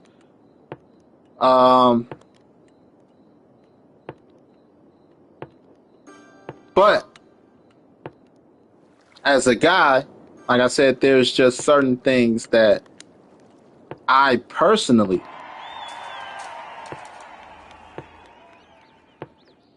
is a certain way I can't roll. But that's not for everybody. Some people want to be pretty boys. Some people want to, look good. When I say look good, they invest too much in looks. You all know the type I'm talking about. No, not saying they're gay, but borderline feminine. They have feminine traits. Because they gotta look pretty.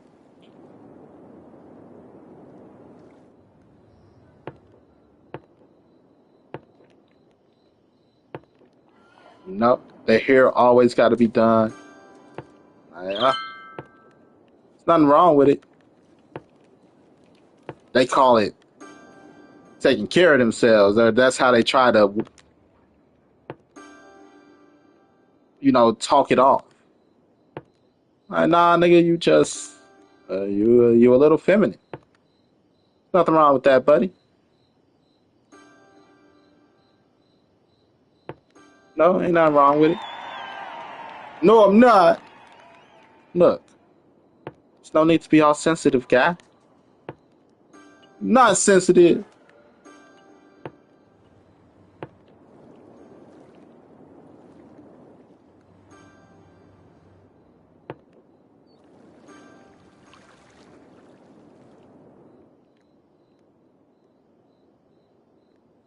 But some people,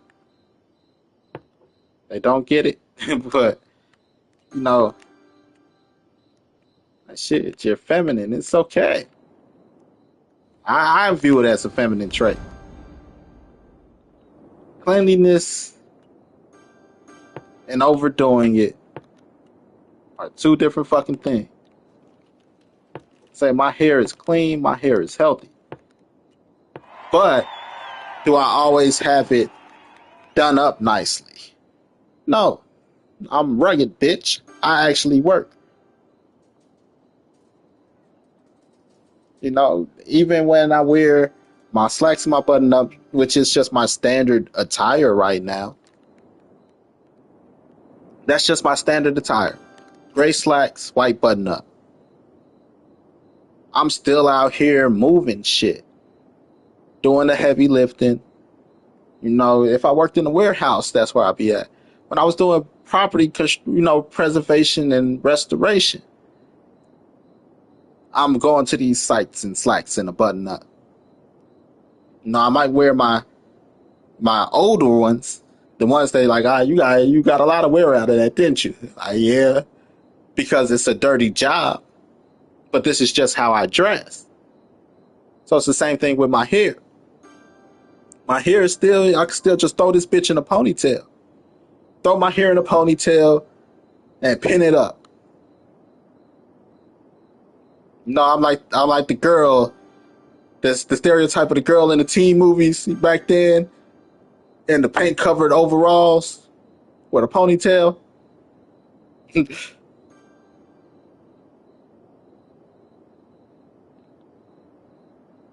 Take off the paint cover overalls and get her hair done. Like, damn, she hot.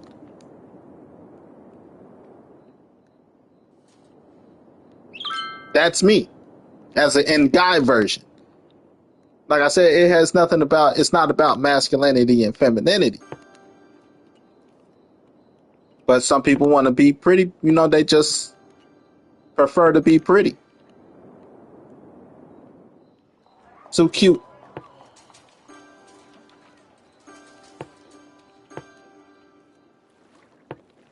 No, I just personally, it can't be me. Personally. It's just a little feminine. It's just a little too damn feminine.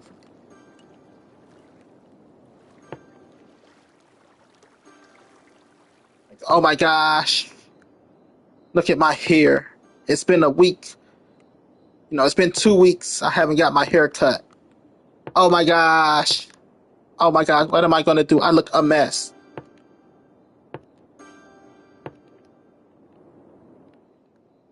That shit's just feminine traits, man.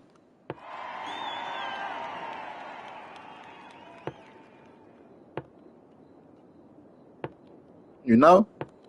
Man the fuck up. Get some dirt under your nails.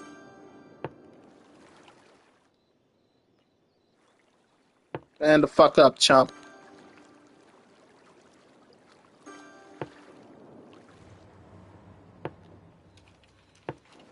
No. It's different. Like, he handsome? Like, who's that? That's Brandon. Oh, Brandon belong over here with us. What you mean over there with y'all? No. Like, oh, he part of the rough and rugged group.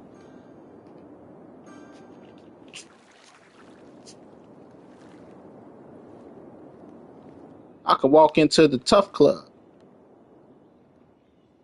He can walk into the manly club, and he can walk into the club with the pretty people. Everybody can't do that.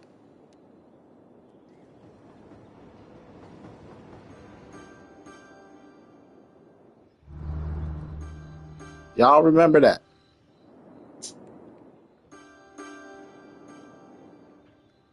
Might sound like I'm talking bullshit, but I'm not bullshit. I've literally walked into the club after fucking work. I got off work, riding my bike, and on some random shit, I'm like, ooh, it's a group of people. Stood out there a moment, analyzed the line.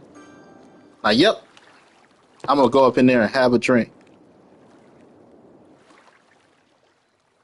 Like, hey, motherfucker, can I leave my bike here?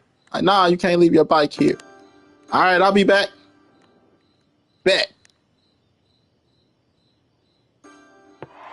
Straight off my bike.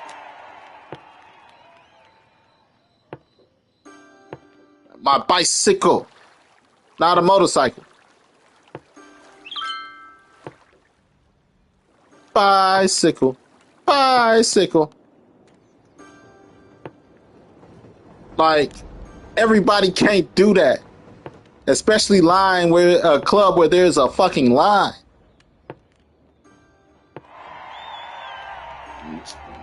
Put my bike up in the alley.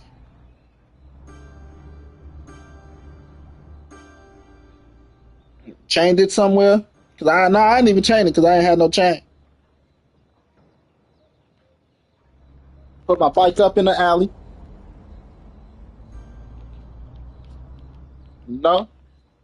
Had my backpack. And walk back up to the front. I'm back. Alright. Now you just let me in that bitch. And it's a whole line outside.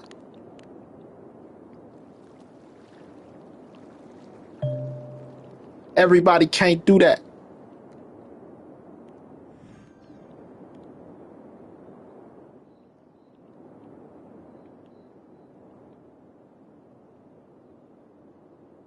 But it's all about how you carry yourself.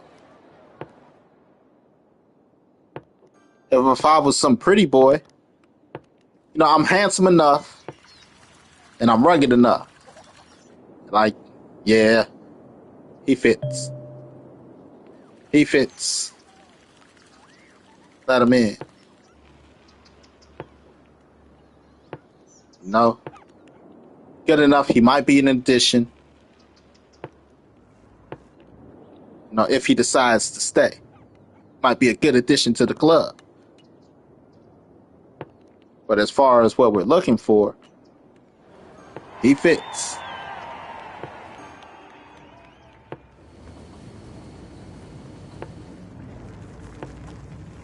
Not too pretty. If I was too pretty, they probably would have tried to make me pay. If I look broke, they probably would have tried to make me pay. I'm sorry, you don't look like you could be. Like, you know how it be sometimes when prejudice hits. Entry fee is. Like, bitch, you think I'm a brokey? You think I can't afford the entry fee? When you look at me, that's what you think?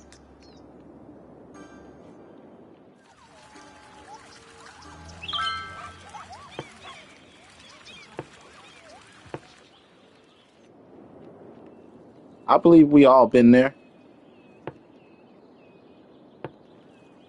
An entry fee.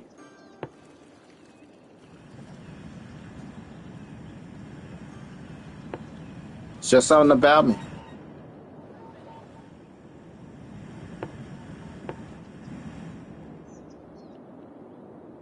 I like that guy. That's why I need to find some millionaires.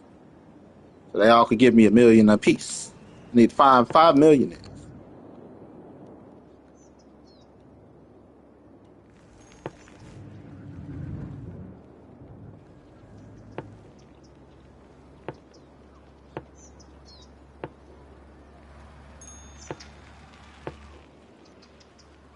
So I got a 22-year-old boo now.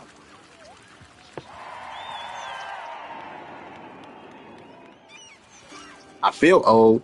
I ain't gonna say I feel old, but it's not like I'm not hiding from my age. Let me put it like that. You know how some people hide from their age?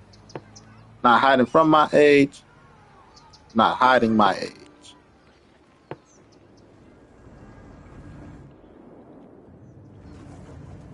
No, but it's like, I know he older, but I like him. I give him some pussy. Yeah, I would too. I just got a man. Well, I ain't got no man, bitch.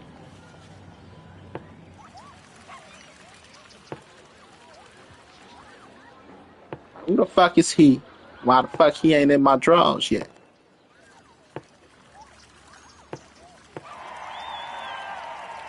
It's the same thing. Social standing.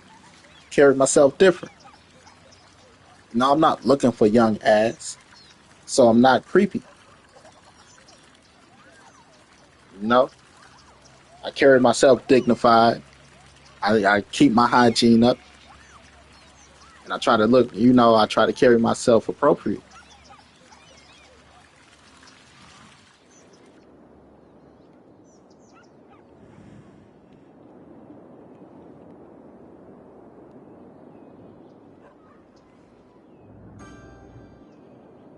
Like, oops, there go my drawers again.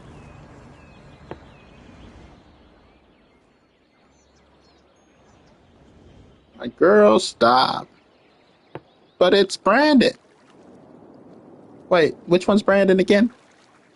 That one? I don't blame you.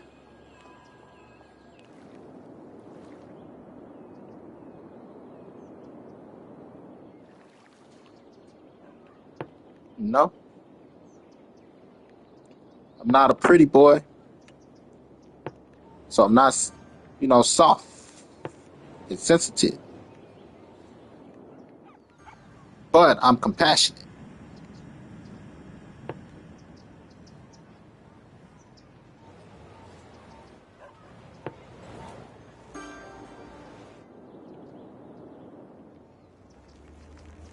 Compassionate and caring. Strong and sensual at the same time. Because it's part of the benefits of being a father. You got to understand. I was having this conversation with myself. Yeah. No, I'm not crazy. I was having this conversation with myself the other day. It's about the divine femininity and the divine masculine. As a father, it puts me in as a divine masculine. I'm a father of a girl. That's what puts me in my divine masculinity. Divine femininity and divine masculinity as defined by me. Brandon Gordon Gap. It's being able to have a masculine presence without sexuality being the undertone.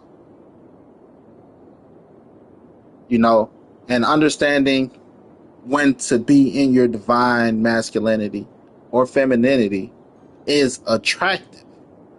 Being a girl dad, I've learned how to be in my divine masculine. My daughter, my little cousin, and my mother. 3 women, and then I had a female best friend for a long time. 3, with the possibility of 4 women, where over the years, it happened over years, it didn't just happen. I was able to show a strong masculine form of love without expecting sex. So it's a masculine form, it's the truest form of masculine love one can get. Because it's for nothing but the fact that I love you, I want to see the best of you, and I want to invest into the best of you. This puts you in your divine masculine, this puts you in your divine femininity. Mothers that have boys, for the most part, they know how to treat men better because they raised a young man. So they understand the different stages of men. Like, I thought that, this was something that boys grow out of. This was something I thought that girls grow out of, from different perspectives, the respective perspectives of the opposite gender. This is something I thought girls grow out of. This is something that I thought girls are taught. This is something that I thought girls or boys, pick up, from, we're going to say, a bad parent, right? But you learn, like, no, this is just women. Like, no, this is just men. Because you watch them, you didn't raise them like that. You didn't, you don't have to raise somebody that like women to be like, damn, there's some nice titties. You don't have to raise a boy to be like, I want some pussy.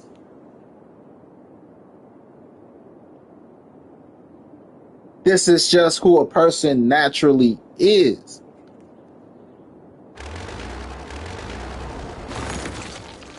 You understand? And there's some things that when it come down to it for men and women, that works the same way. Like, let's see. My daughter. The oversensitivity of my child.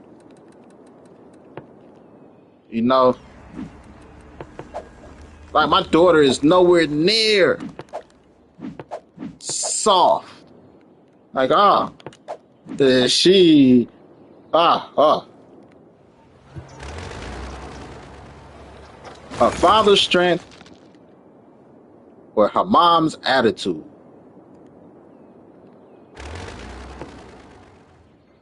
You know, it is a nasty combination. No, because her mom's a strong lady. Don't get me wrong, and because she's a strong lady, she could be demanding. You know, and me, I'm not gonna tolerate none of the bullshit. I don't give a fuck what you demanding, bitch. You either play by my rules or you shut the fuck up. If you want me to do, you gonna have to yield a bit. And my daughter's a combo of that shit.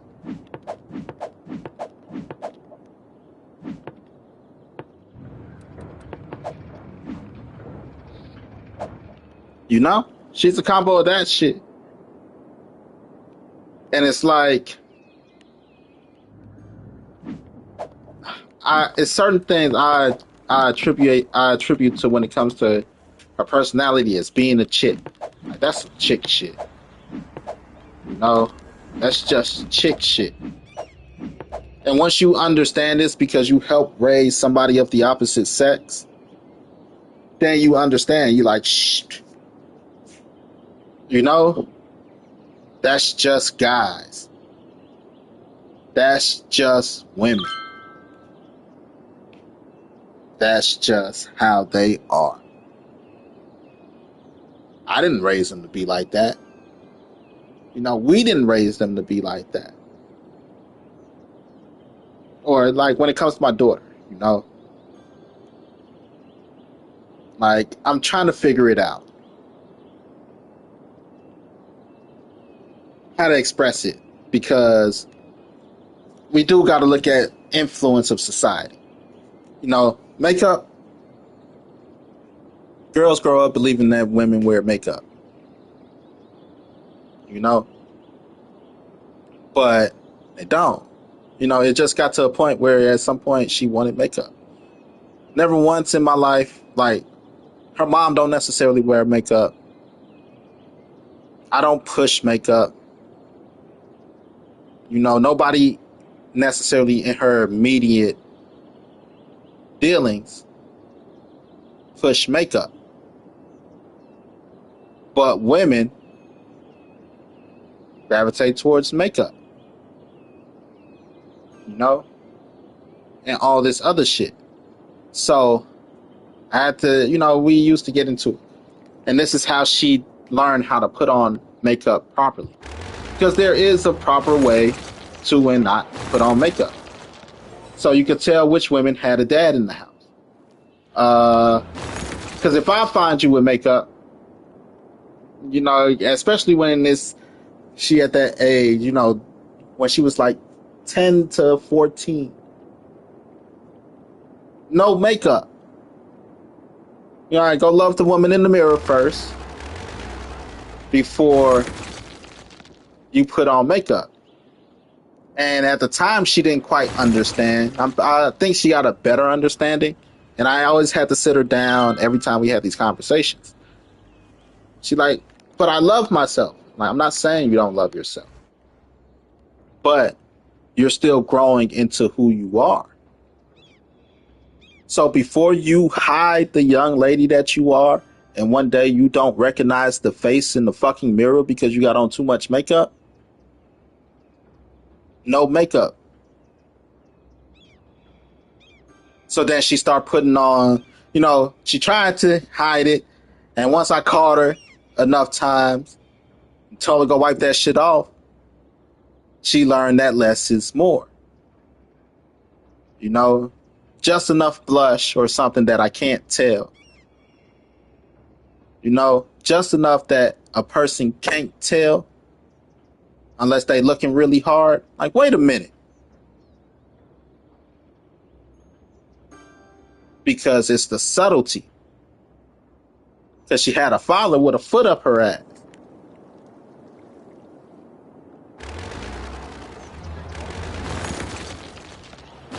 And that's how she learned how to put on makeup properly and not out here looking like fucking Krusty. Krusty the Clown and Heath Ledger's Joker.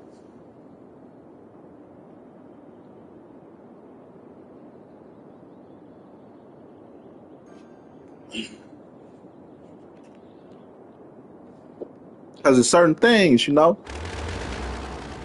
nah, go take that shit off.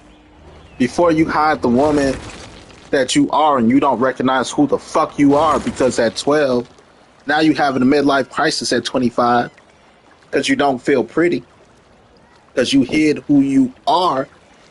You not used to seeing your face. Take that shit off. You may have to put a foot up your ass.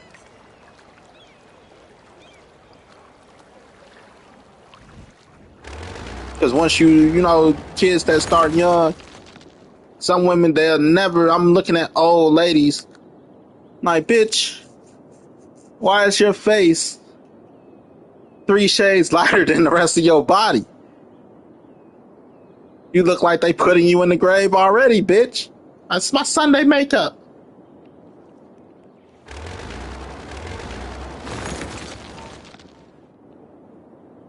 Because nobody told them no.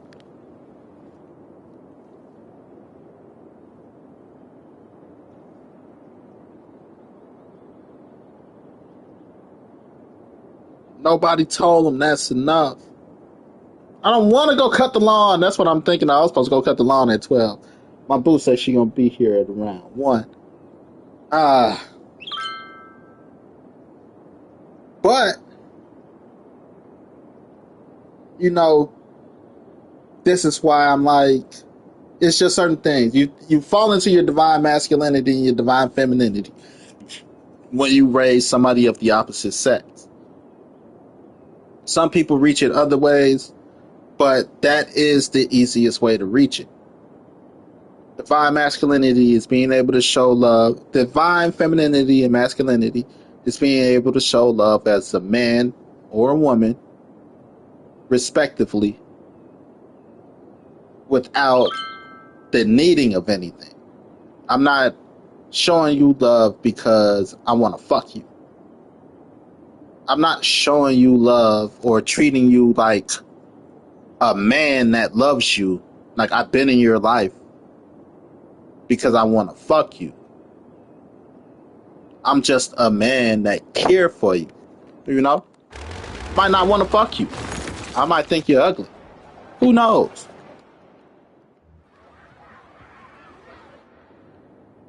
But it's something about you I like. Just because I think you're ugly don't mean I think you're a bad person.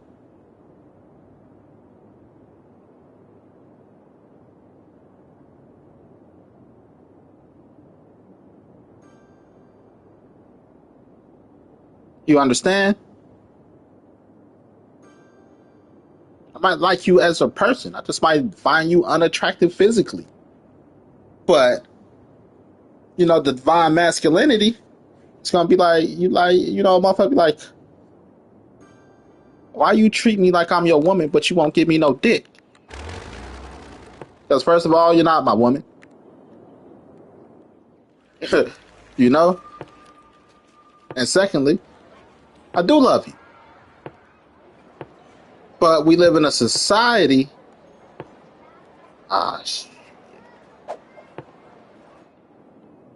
where most people confuse love and lust.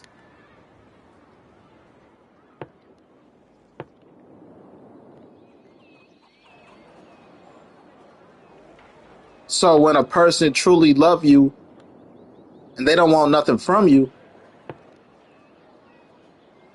you get confused, you get perplexed. Like, why? Why would somebody do that?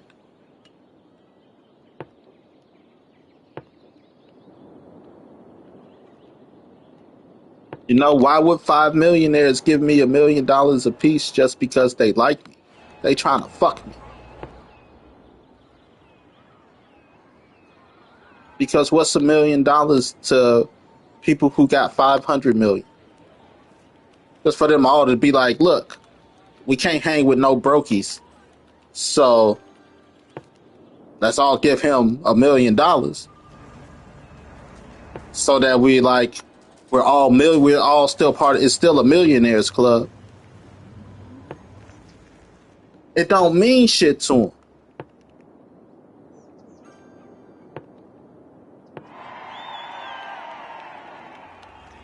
No, it don't mean they're trying to fuck you. They just like you.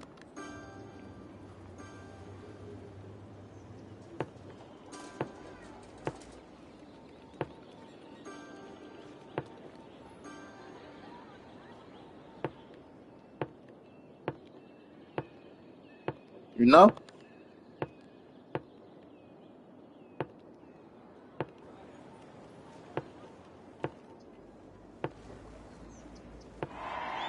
But divine masculinity and divine femininity, it's the same thing. You know? I've had friends that like I said, you do things for, that's why most people can relate to it when it comes to their mother. Mother's boy, daddy's girl. I don't need you for nothing. I got my dad. Because your dad gives you divine masculinity. He tell you the truth. He'll give you a male's perspective. And he's going to love you unconditionally like no man can love you. Same thing with your mother. She's going to tell you the truth. She'll give you a woman's perspective. And she's going to love you unconditionally like no woman can love you. Because motherfuckers just love you. They're not trying to fuck you.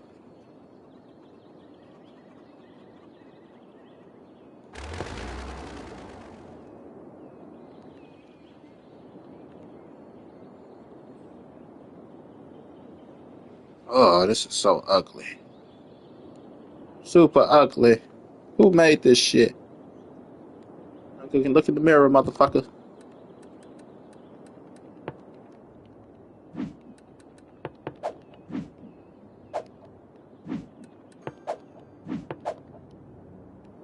But that's divine masculine, divine feminine. A person that could love you as a man. And you feel you like, only a man can love me like that. Or you're like, only a woman can love me like that.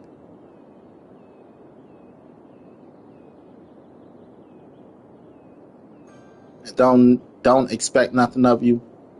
She don't need you to get her nails done. She don't need you to get her hair done. She don't need you to take her on a date. But she still love you like that.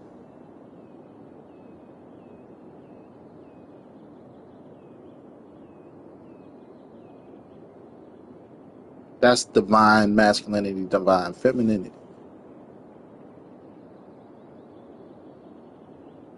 Like my girl the other day, she's like, you remind me of my dad sometimes. Like, well, yeah, I should. Hopefully I should. It's not the age as to why I should remind you of your dad. It's because I'm a dad. I'm like, I hope it's a good way and not some girl with daddy issues type shit, But I should. Because I'm a dad. Just like a woman that's a mom. At some point you should be like, you don't have to say the words, you remind me of my mom. But a woman with kids or a woman in her divine femininity, you should be like, that's some mother shit. That's some shit a mother would do.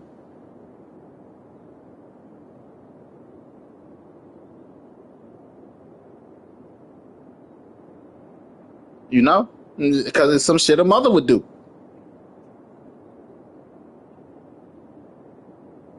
Same thing, some advice I give and some ways I move. I move only the way a father could.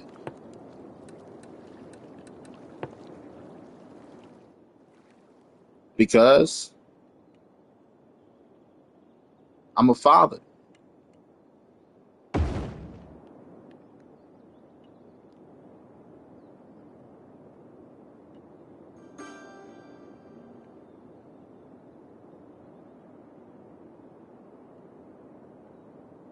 Can't move no other way. But how a father would move. Sometimes. Because I'm a father. I'm a good dad.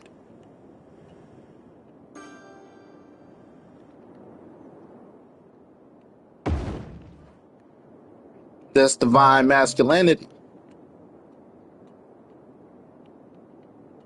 So I don't have to treat you like my child for you to understand.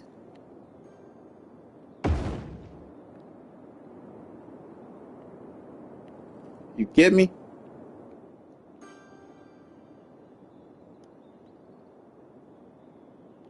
I don't have to treat you like my child. Because I'm not trying to fuck no kid. So why the fuck would I treat you like a child?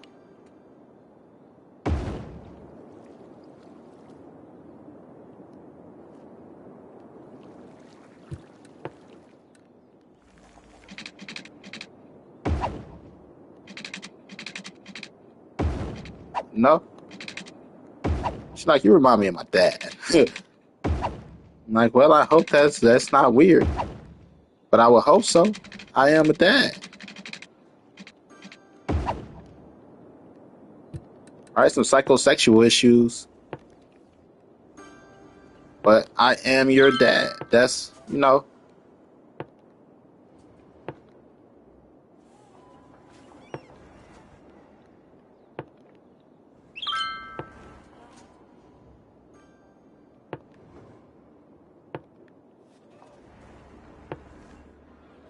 that's what it means to be in your divine masculine. Same thing, like, this bitch thinks she my mama. You should be lucky, man.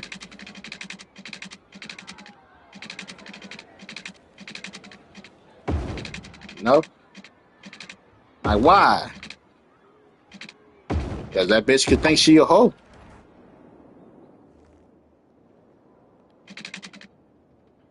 Or you could think she's a hoe.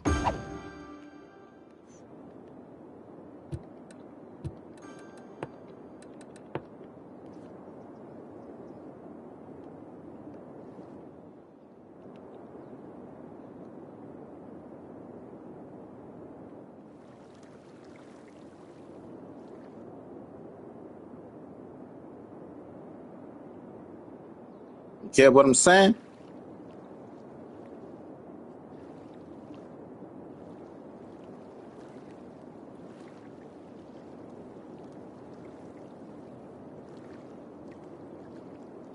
Which one would you rather?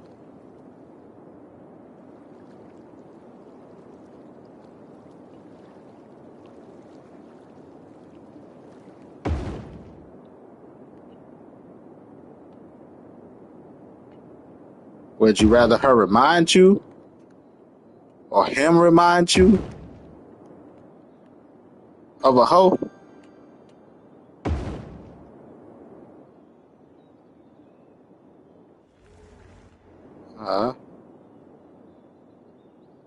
Or would you rather a motherfucker remind you of somebody who has loved you unconditionally, like a father?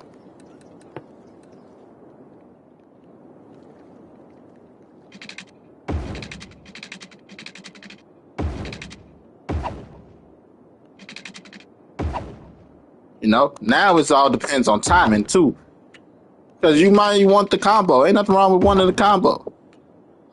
I look for a woman with motherly qualities.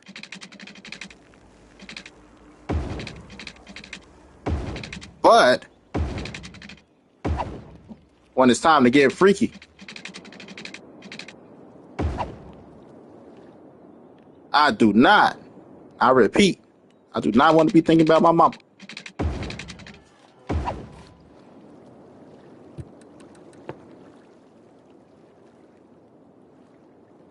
You know?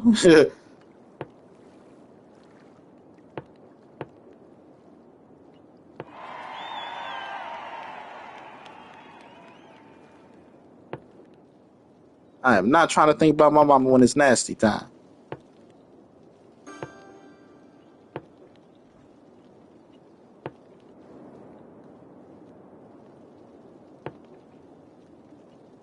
So, there is a line.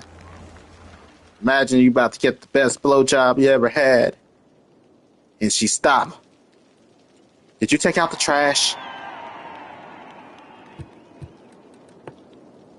Like, bitch.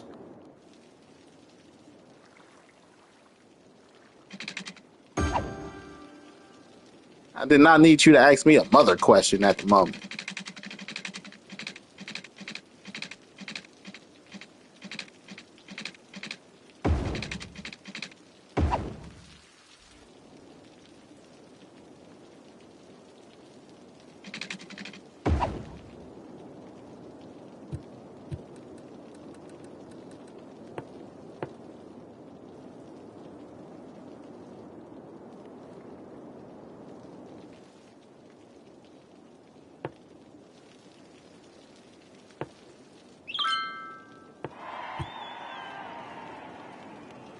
So you want a woman that has motherly qualities. That's the divine feminine. Sometimes it happens before, you know, before a kid. But, that might not always be the case.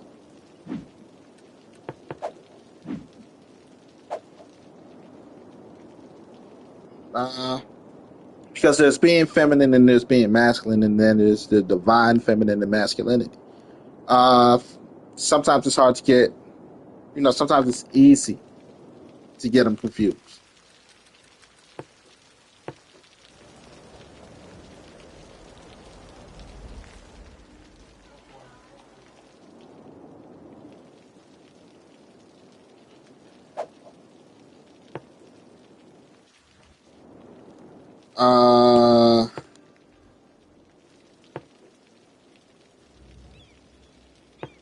Yeah, it is.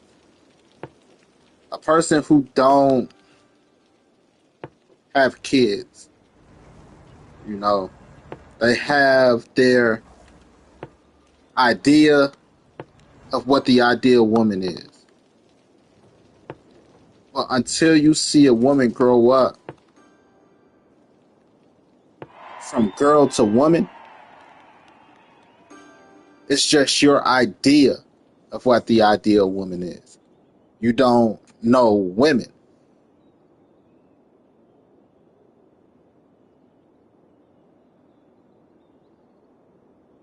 A woman might have the idea of what the ideal male is to her. But until you raise a little motherfucker, in so many words, you have no idea what a man is.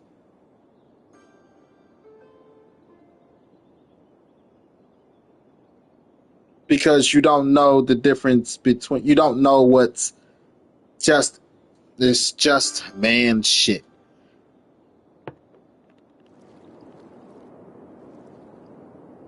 And there's a lot of women like that, and there's a lot of men like that just don't know what ideal femininity and masculinity is, because they haven't raised a man, they haven't raised a woman.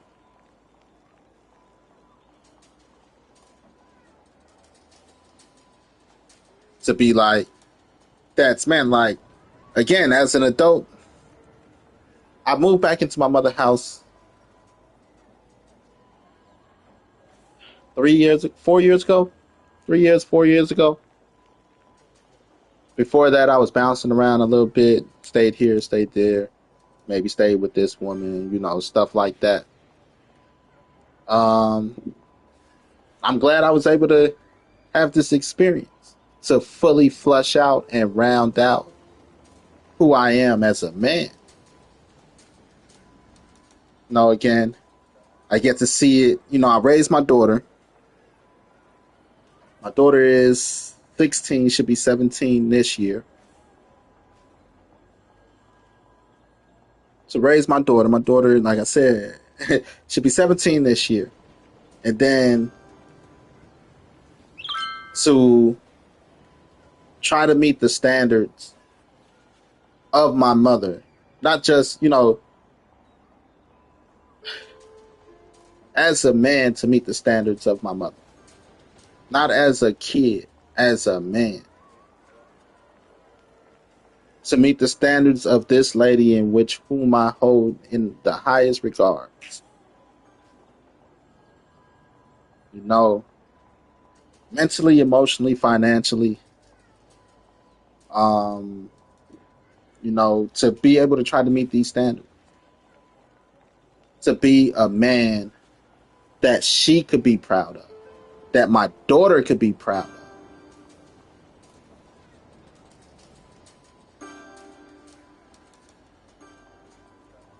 You understand? Some people don't get that.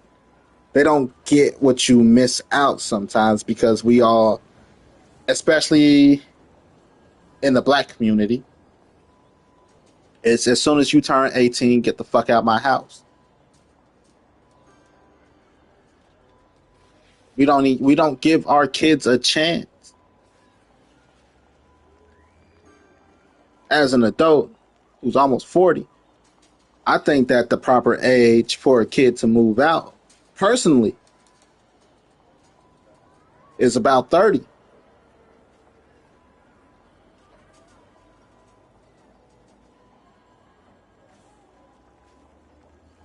Collective work and responsibility a person learns within a group dynamic. You can't learn a group dynamic solo.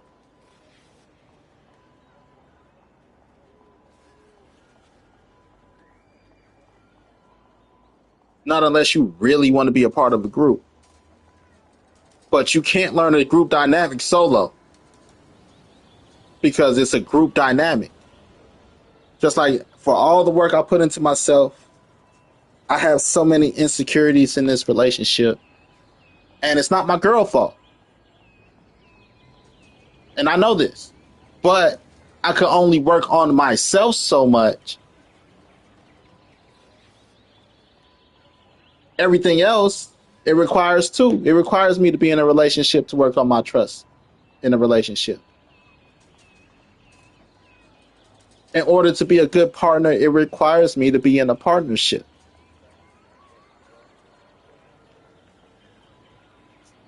I can't work on these things alone.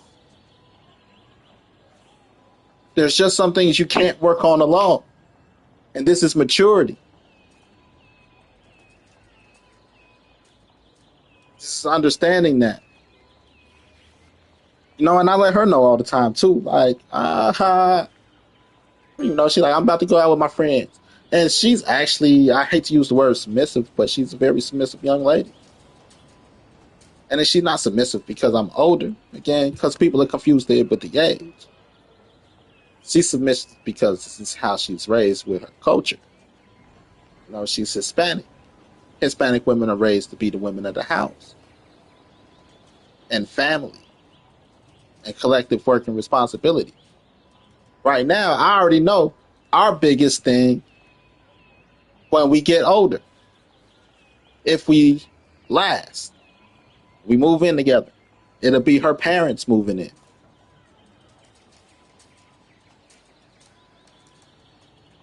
Because this is kind of the culture. Collective work and responsibility.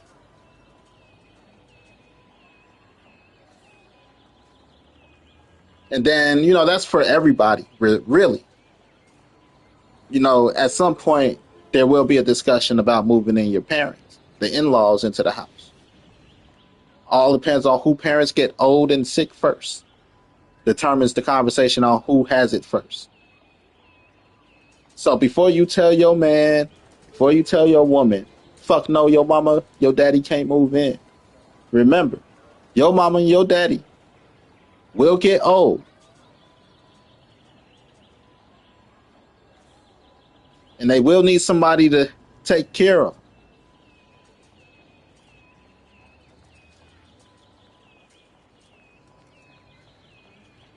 Motherfucker be like, hell no, she can't move her mama in here. She can't move her daddy in here.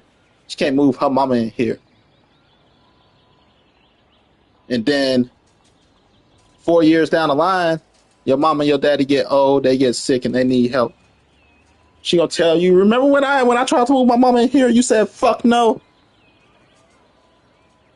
That day, when I put my mama in that nursing home, I started putting a down payment for when your mama needs to be in a nursing home. She got the room right next to her, bitch.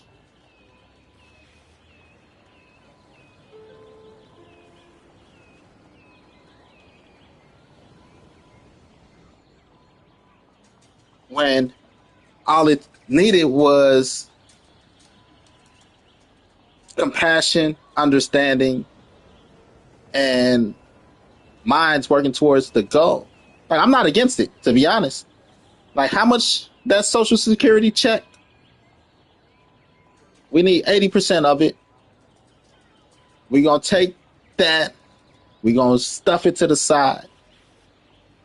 Then we're going to take 20% of our check And we gonna stuff it to the side of our respective checks. We gonna stuff it to the side with that 80% over there. Now that's 120% that we're saving, of our net income type shit. Even though it's still like a third, it's basically a third of the income. We're saving that, and we could buy us a building. Hopefully it's a level building where all the units are on the same floor, so nobody got to worry about walking stairs. Why do we need a bigger building? Or a bigger complex, so your mama and your daddy can stay there and get the care they need for within the confines of the household. And then when my parents get sick, they could take their ass over there on the other side within the confines of the household, and they could be taken care of.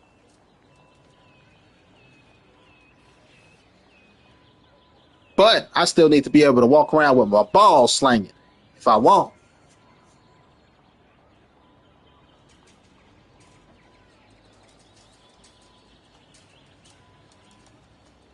But if motherfucker be like, hell no. Shit, give me that retirement check.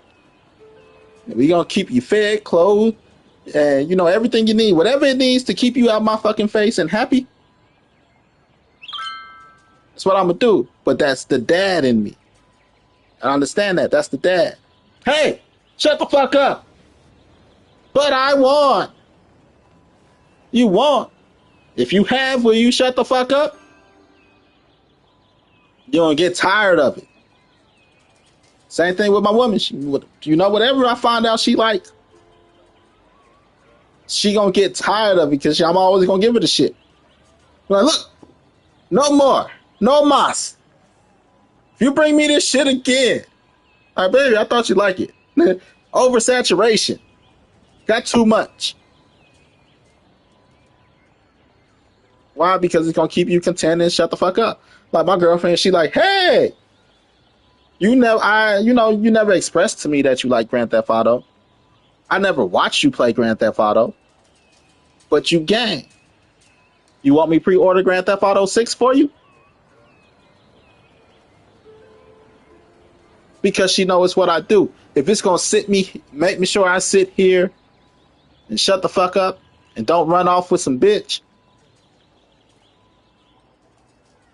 It's like, here, sit the fuck down, shut the fuck up, and don't run off with some bitch. You want some pussy? No? Now here, eat this. If that's gonna keep her content and shut the fuck up, I will eat.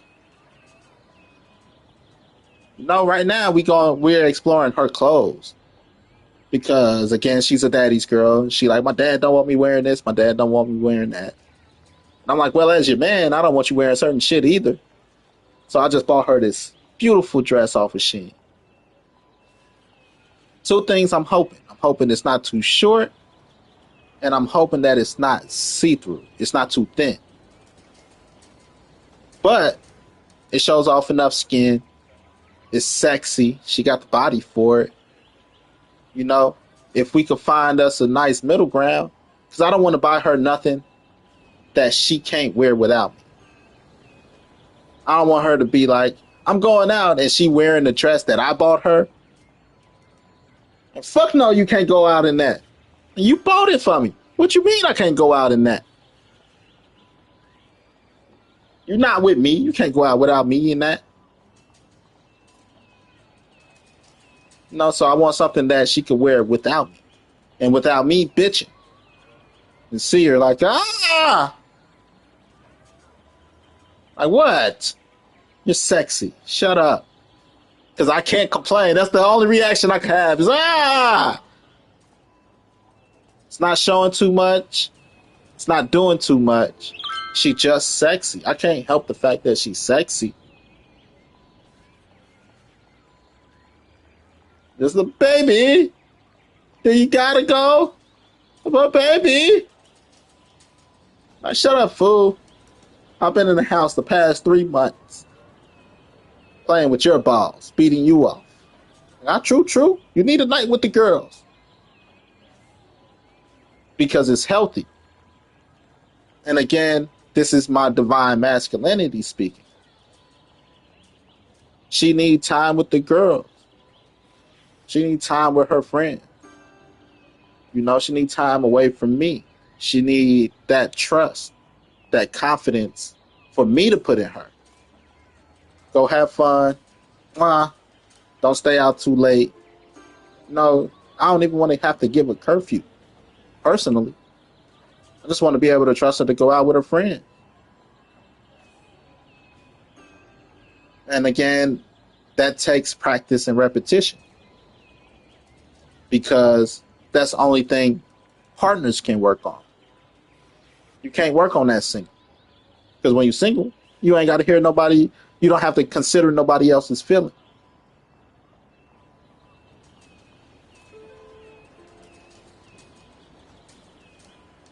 You don't have to consider nobody else's feeling. But when you're in a healthy relationship and you like the person you with, you have no choice but to consider their feelings.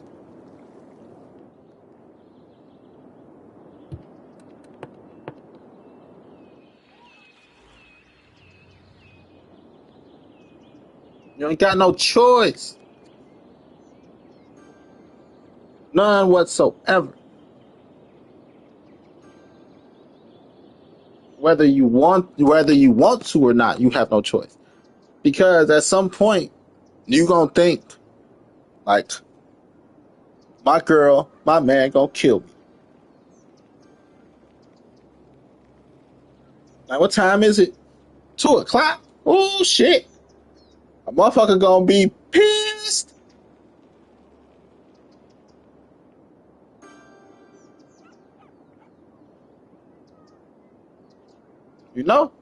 Motherfucker gonna be pissed. So you have to understand this. Now, that's why, some people sometimes get mad because you thought about it and you was like, fuck that shit. Bartender! Shots! Everybody! Because you made a conscious effort to say, fuck that shit.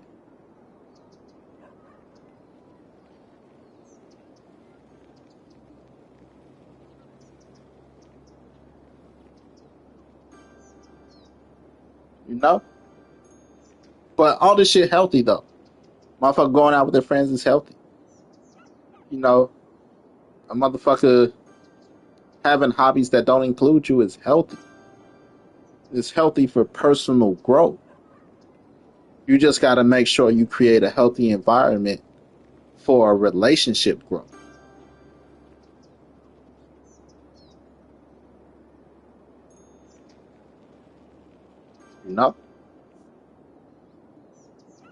Respect your relationship. But that's the divine masculinity.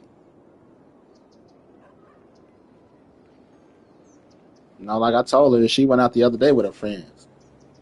Like, it was driving me crazy all night. She's like, why? You don't trust me? A little bit. But I don't know your friends neither. And the you with me and the you with your friends aren't the same yous. This is why you need that time away from me to grow.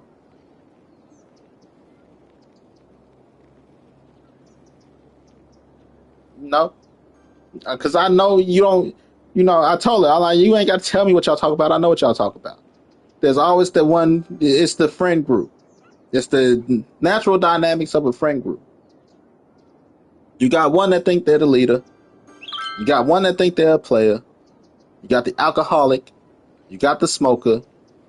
And, you got the one that's the parental figure. Like, nah, we shouldn't do that. Nah, don't be scary. It's stupid. It don't make sense. This is just group dynamics, you know? I'm like, I could tell you which one you are in the group right now. You're the one that always want to go home.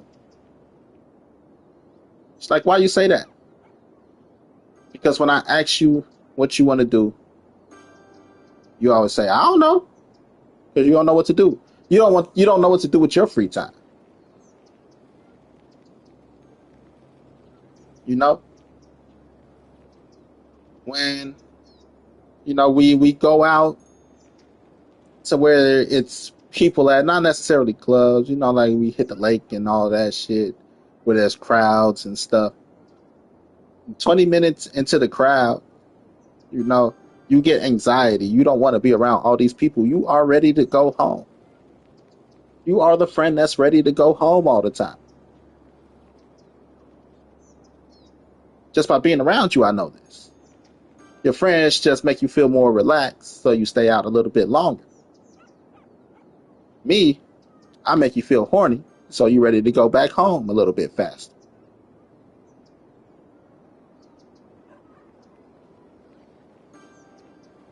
No? Now, I guarantee you, you got one friend that's like, every time y'all link up, she like, where the hoes at? She busts out laughing. Like, I know. It's just group dynamics.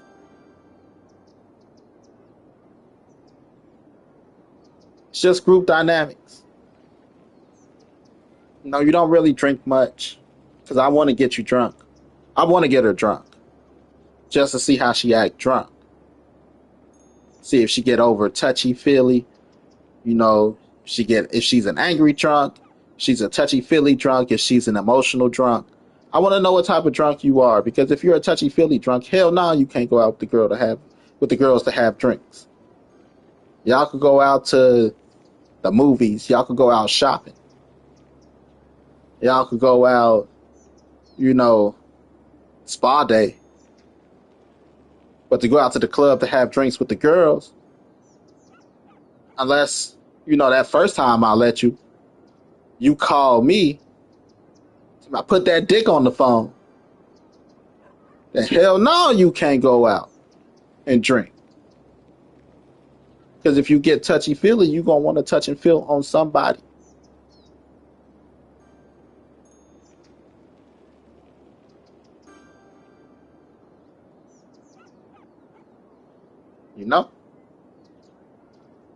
So, she showed me a text yesterday from her friend. Her friend, like, she need 4 or 5 boyfriends. And that's, like I say, some of this shit is, it's expected. Like, I need a girlfriend for every day of the week. We've all been guilty of saying that shit.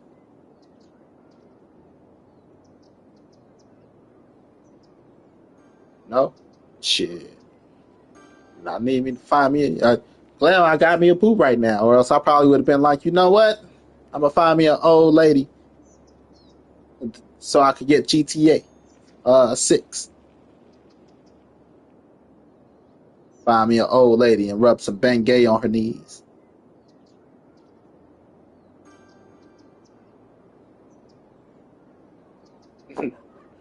We all been there. That's all. But you got to understand and you got to know these things. Some people don't understand and some people don't know because they're so self-absorbed. But thankfully, I was able to move back into my mother's house. I've been solid here. Like I said, try to provide financially. She needs somebody to talk to. I'm here. And try to be a man in her life that treat her properly. When I got the money, here. You take your grandchild and y'all go get y'all nails done. Here. Y'all go get your feet done. Y'all could go get your feet done or something. Or here, how much is this? How much is that? Like, why? You gonna pay? maybe if it's affordable. She's like, oh, so now she don't even ask that question no more because my mama used to ask that question. Why, you gonna pay? I'm like, how much? I pay normally this. I could do 3/4 for you. You know, I might be able to put half, if not the whole thing. If I can't do the whole thing. Same thing with my daughter. Periodically when I got it. You want Roblox? You want, I'll probably go on Shein. Like, or I'll text her, send me your clothes size so I make sure I get shit right. I'm about to buy you some clothes. You know? I'm like, why? Not because. My daughter got to the point now where she don't ask why. I need your pant size, I need your shirt size. I don't buy shoes right now because last time I bought her some good shoes, she traded them with her mama for some Crocs. No, I'm not buying $150, $175 shoes for your mama to be wearing.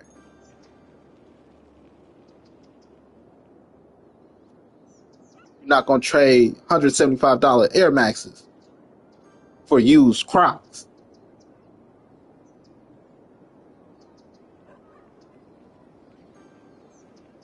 So no, I don't buy those no more. But clothes and everything, like, I just gave her $200 to go to Belize. She going to Belize at the end of the month with my mother. So, last pay period, like, here's $200. Don't spend it until you go. You know, I would buy you clothes, but I just bought you clothes a month ago, 2 months ago. And then I got to buy you back to school clothes. So it don't make sense in buying you vacation clothes. When at the end of August, I got to buy you back to school clothes. So I'm going to give you money to spend while you're down there. Okay. You okay, Dad? You need anything, Dad? Get out of my face. You know? But again, this is just what you should do. You know? Same thing with my daughter. Final Fantasy 16 and Final Fantasy 7 Rebirth. I just got those games. She bought me those for Father's Day because she's working now. And we had an argument about that, about job. But she like, hey, Dad, it's Father's Day. What you want for Father's Day? Like, I want a game. I don't know what I want. Buy me a game. I want a game. Like, okay. Father's Day comes. She like, figure out what game you want. I'm like, nah, not really yet. She said she bought herself Lego Batman, the Lego Batman Arkham games type thing. She like this pretty good. I'm like, what's my budget? Like $80. I'm like, oh shit. I'm gonna show you how to shop. And I only got those two games. My total actually came out to like 50. But it's just because I didn't want to take advantage. But $80, I'll show you how to shop. And then, after I bought it and put it on my system, I showed her. And I'm like, look, here's what you did for your dad. These games are a lot more than just video games. You just bought me my stay-at-home kit for the summer. This is what I do. I exercise, I game. I go to work, I come home. You just gave me games that'll last me all, the rest of the summer. So I don't have to buy new games. I don't have to go anywhere. This is what that did for me. So she understands.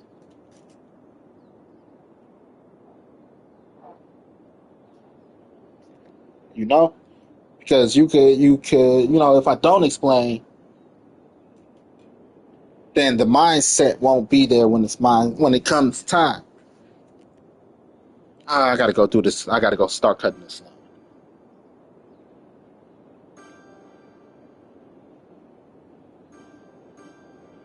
Just so she understands.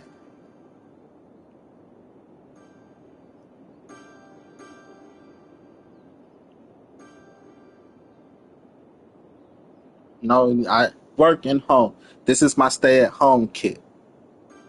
Probably around my birthday, I'll buy me a stay-at-home kit, whether it be more weights or something for the winter. My birthday is in October. So I set myself up from October to January, February, to about February.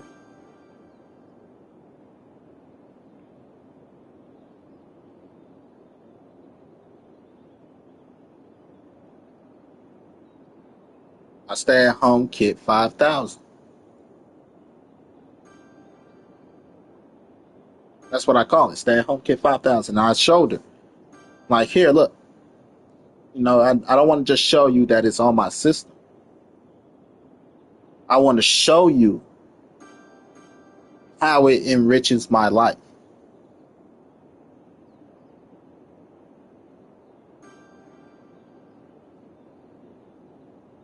You know?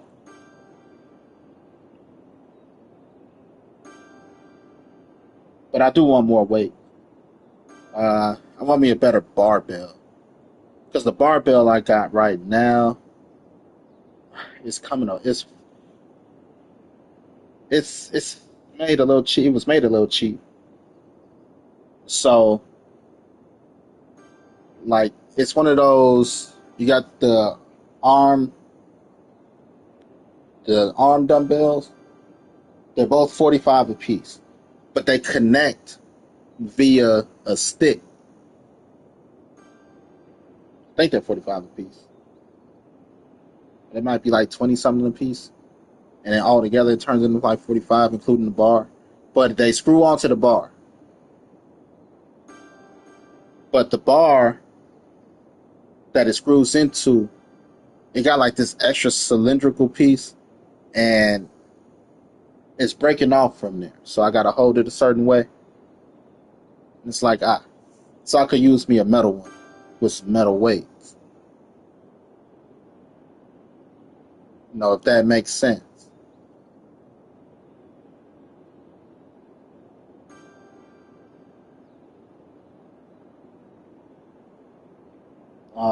But I would like me a metal thing, a metal barbell.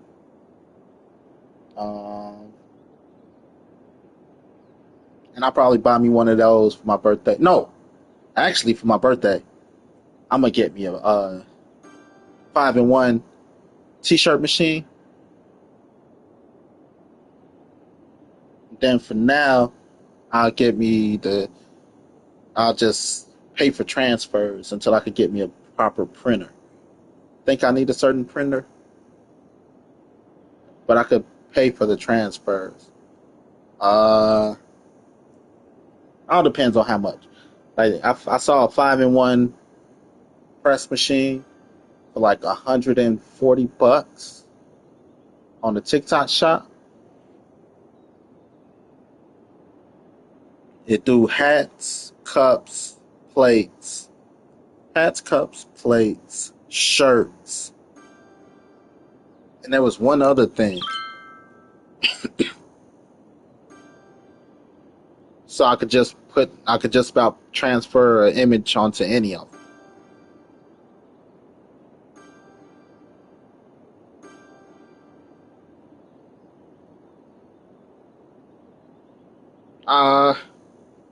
Groups. It's just as a side hustle. I could make a little bit of money. Hustle up my mama and her friends first, and then expand. Because they always going out to festivals and shit. Like, all right, get your jerseys made. Get your jerseys. What festival y'all going to? Let's see if I can find a culturally appropriate image. Throw it on a t-shirt. Throw y'all names and jersey numbers on the back. No. $15, please. Because I know where to get cheap shirts. I can get t-shirts for like $2 a shirt. I could drop $20 on 10 t-shirts. $100 to get me small, 10 smalls, 10 mediums, 10 large, 10 extra large, and 10 2X.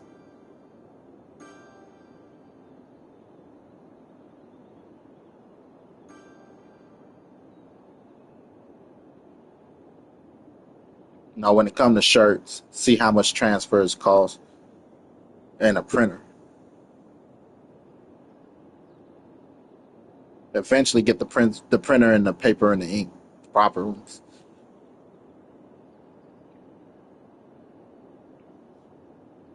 But $2 a shirt, let's say the transfers are about $2 a piece.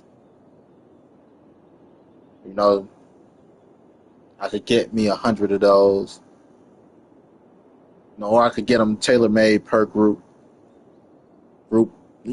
bundle. Like, easy peasy. I get y'all shirts and hats. Y'all got cups, y'all need mugs. I get y'all matching cups too. Bring y'all cups here. I'll get the Stanley cups, the cheap Stanley cups.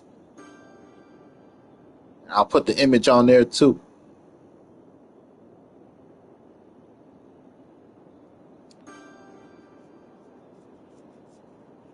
But, that's just understanding. That's hustle. I don't know. I might get that. Or I might get the weight thing. I don't know. I don't know. I just don't know. Stop asking me questions. But anyway, let me get out of here. I gotta go do this lawn. Girl talking about she gonna be in here about 2, 3 o'clock. I gotta go cut this lawn. Actually, I can even not cut the lawn.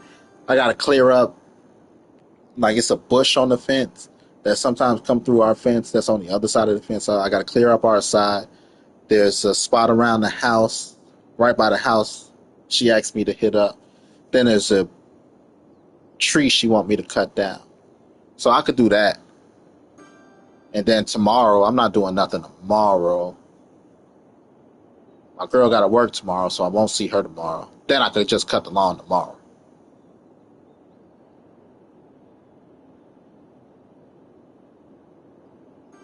Because it's not bad. But once a week. I cut it once a week. I keep the grass at a length where I need to cut it once a week. And it's a very healthy, The neighbor next door, he didn't understand. Because I used to cut their lawn. His mother died. He moved in. He's been a dick since he been here. And he like, fuck it, I'm going to just cut it low. I'm like, look, it took years and years. I've been cutting that grass for about 3-4 years now, buddy. It took years to get that grass that type of healthy. And I always put the lawnmower at its highest setting. If anything, you take it down 1, maybe 2 notches. He took it down too low. And now his grass is brown. And I'm like, because we're having a little bit of a heat wave. He don't water the grass, So that's the reason I keep it so high. Because I want when you water the grass,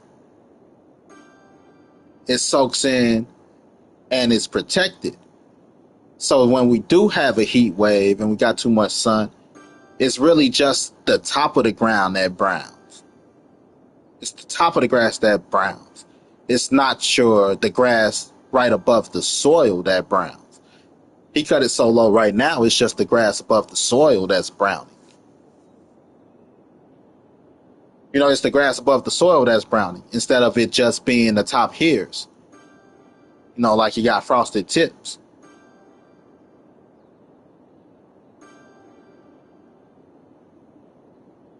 You know, same thing with my mother. Don't touch my fucking lawn. I don't care how long you think I'm taking. Don't touch my fucking lawn. I move with a purpose. Cause she cut it too low sometimes and stuff like that. Like, don't touch it.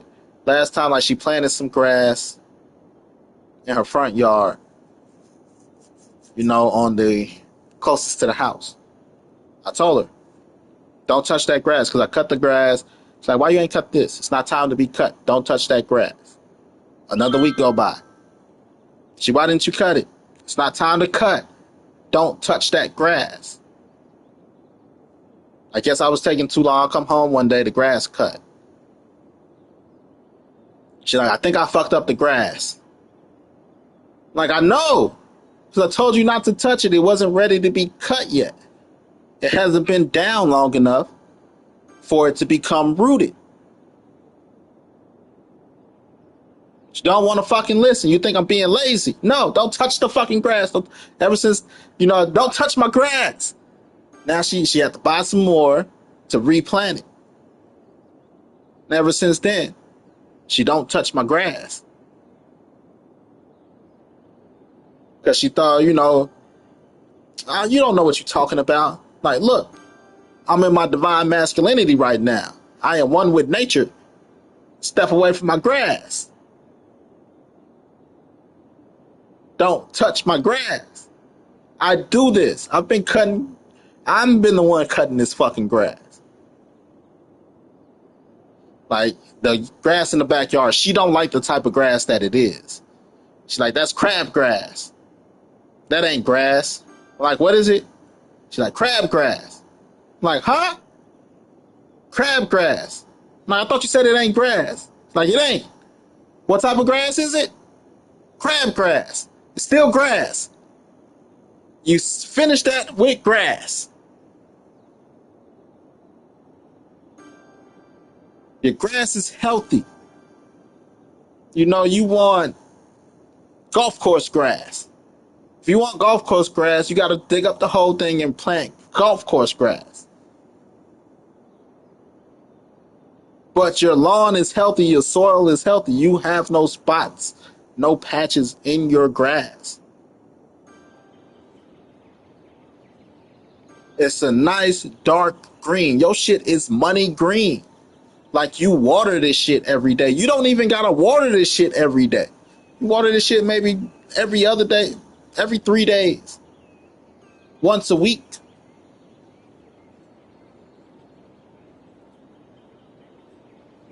Your shit is dark green. Your shit is money. Because it's healthy. It's together. Now, if you want golf course grass, we're going to have to dig all this up and do golf course grass. And then I was over there telling her about, because she's like, oh, I want to do this and I want to do that. Like, look, no. First of all, if you want anything done here, we're going to have to check the foundation of your building. Because we're not going to cement nothing right here until we get the foundation checked. So, what I can do is this instead. We could lay the new sidewalk down right here, because we're going to have to dig this up and we're going to have to expand your sidewalk. We can expand your sidewalk here, and then I could clean that up. We could put down some tarp, put some rocks, but we're not going to cement it. And then we could encase it in a box so that when you're ready, or after you get the inspection, it's just dismantling the box. And then we could place the concrete, if you want concrete there still. But we could plank that shit out, deck that bitch out for the moment, and not, put nothing as solid as concrete down.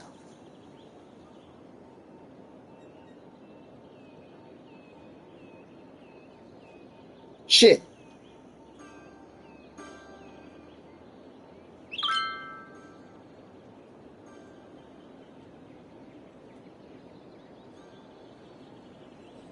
She's like, I'm on my way. Shit.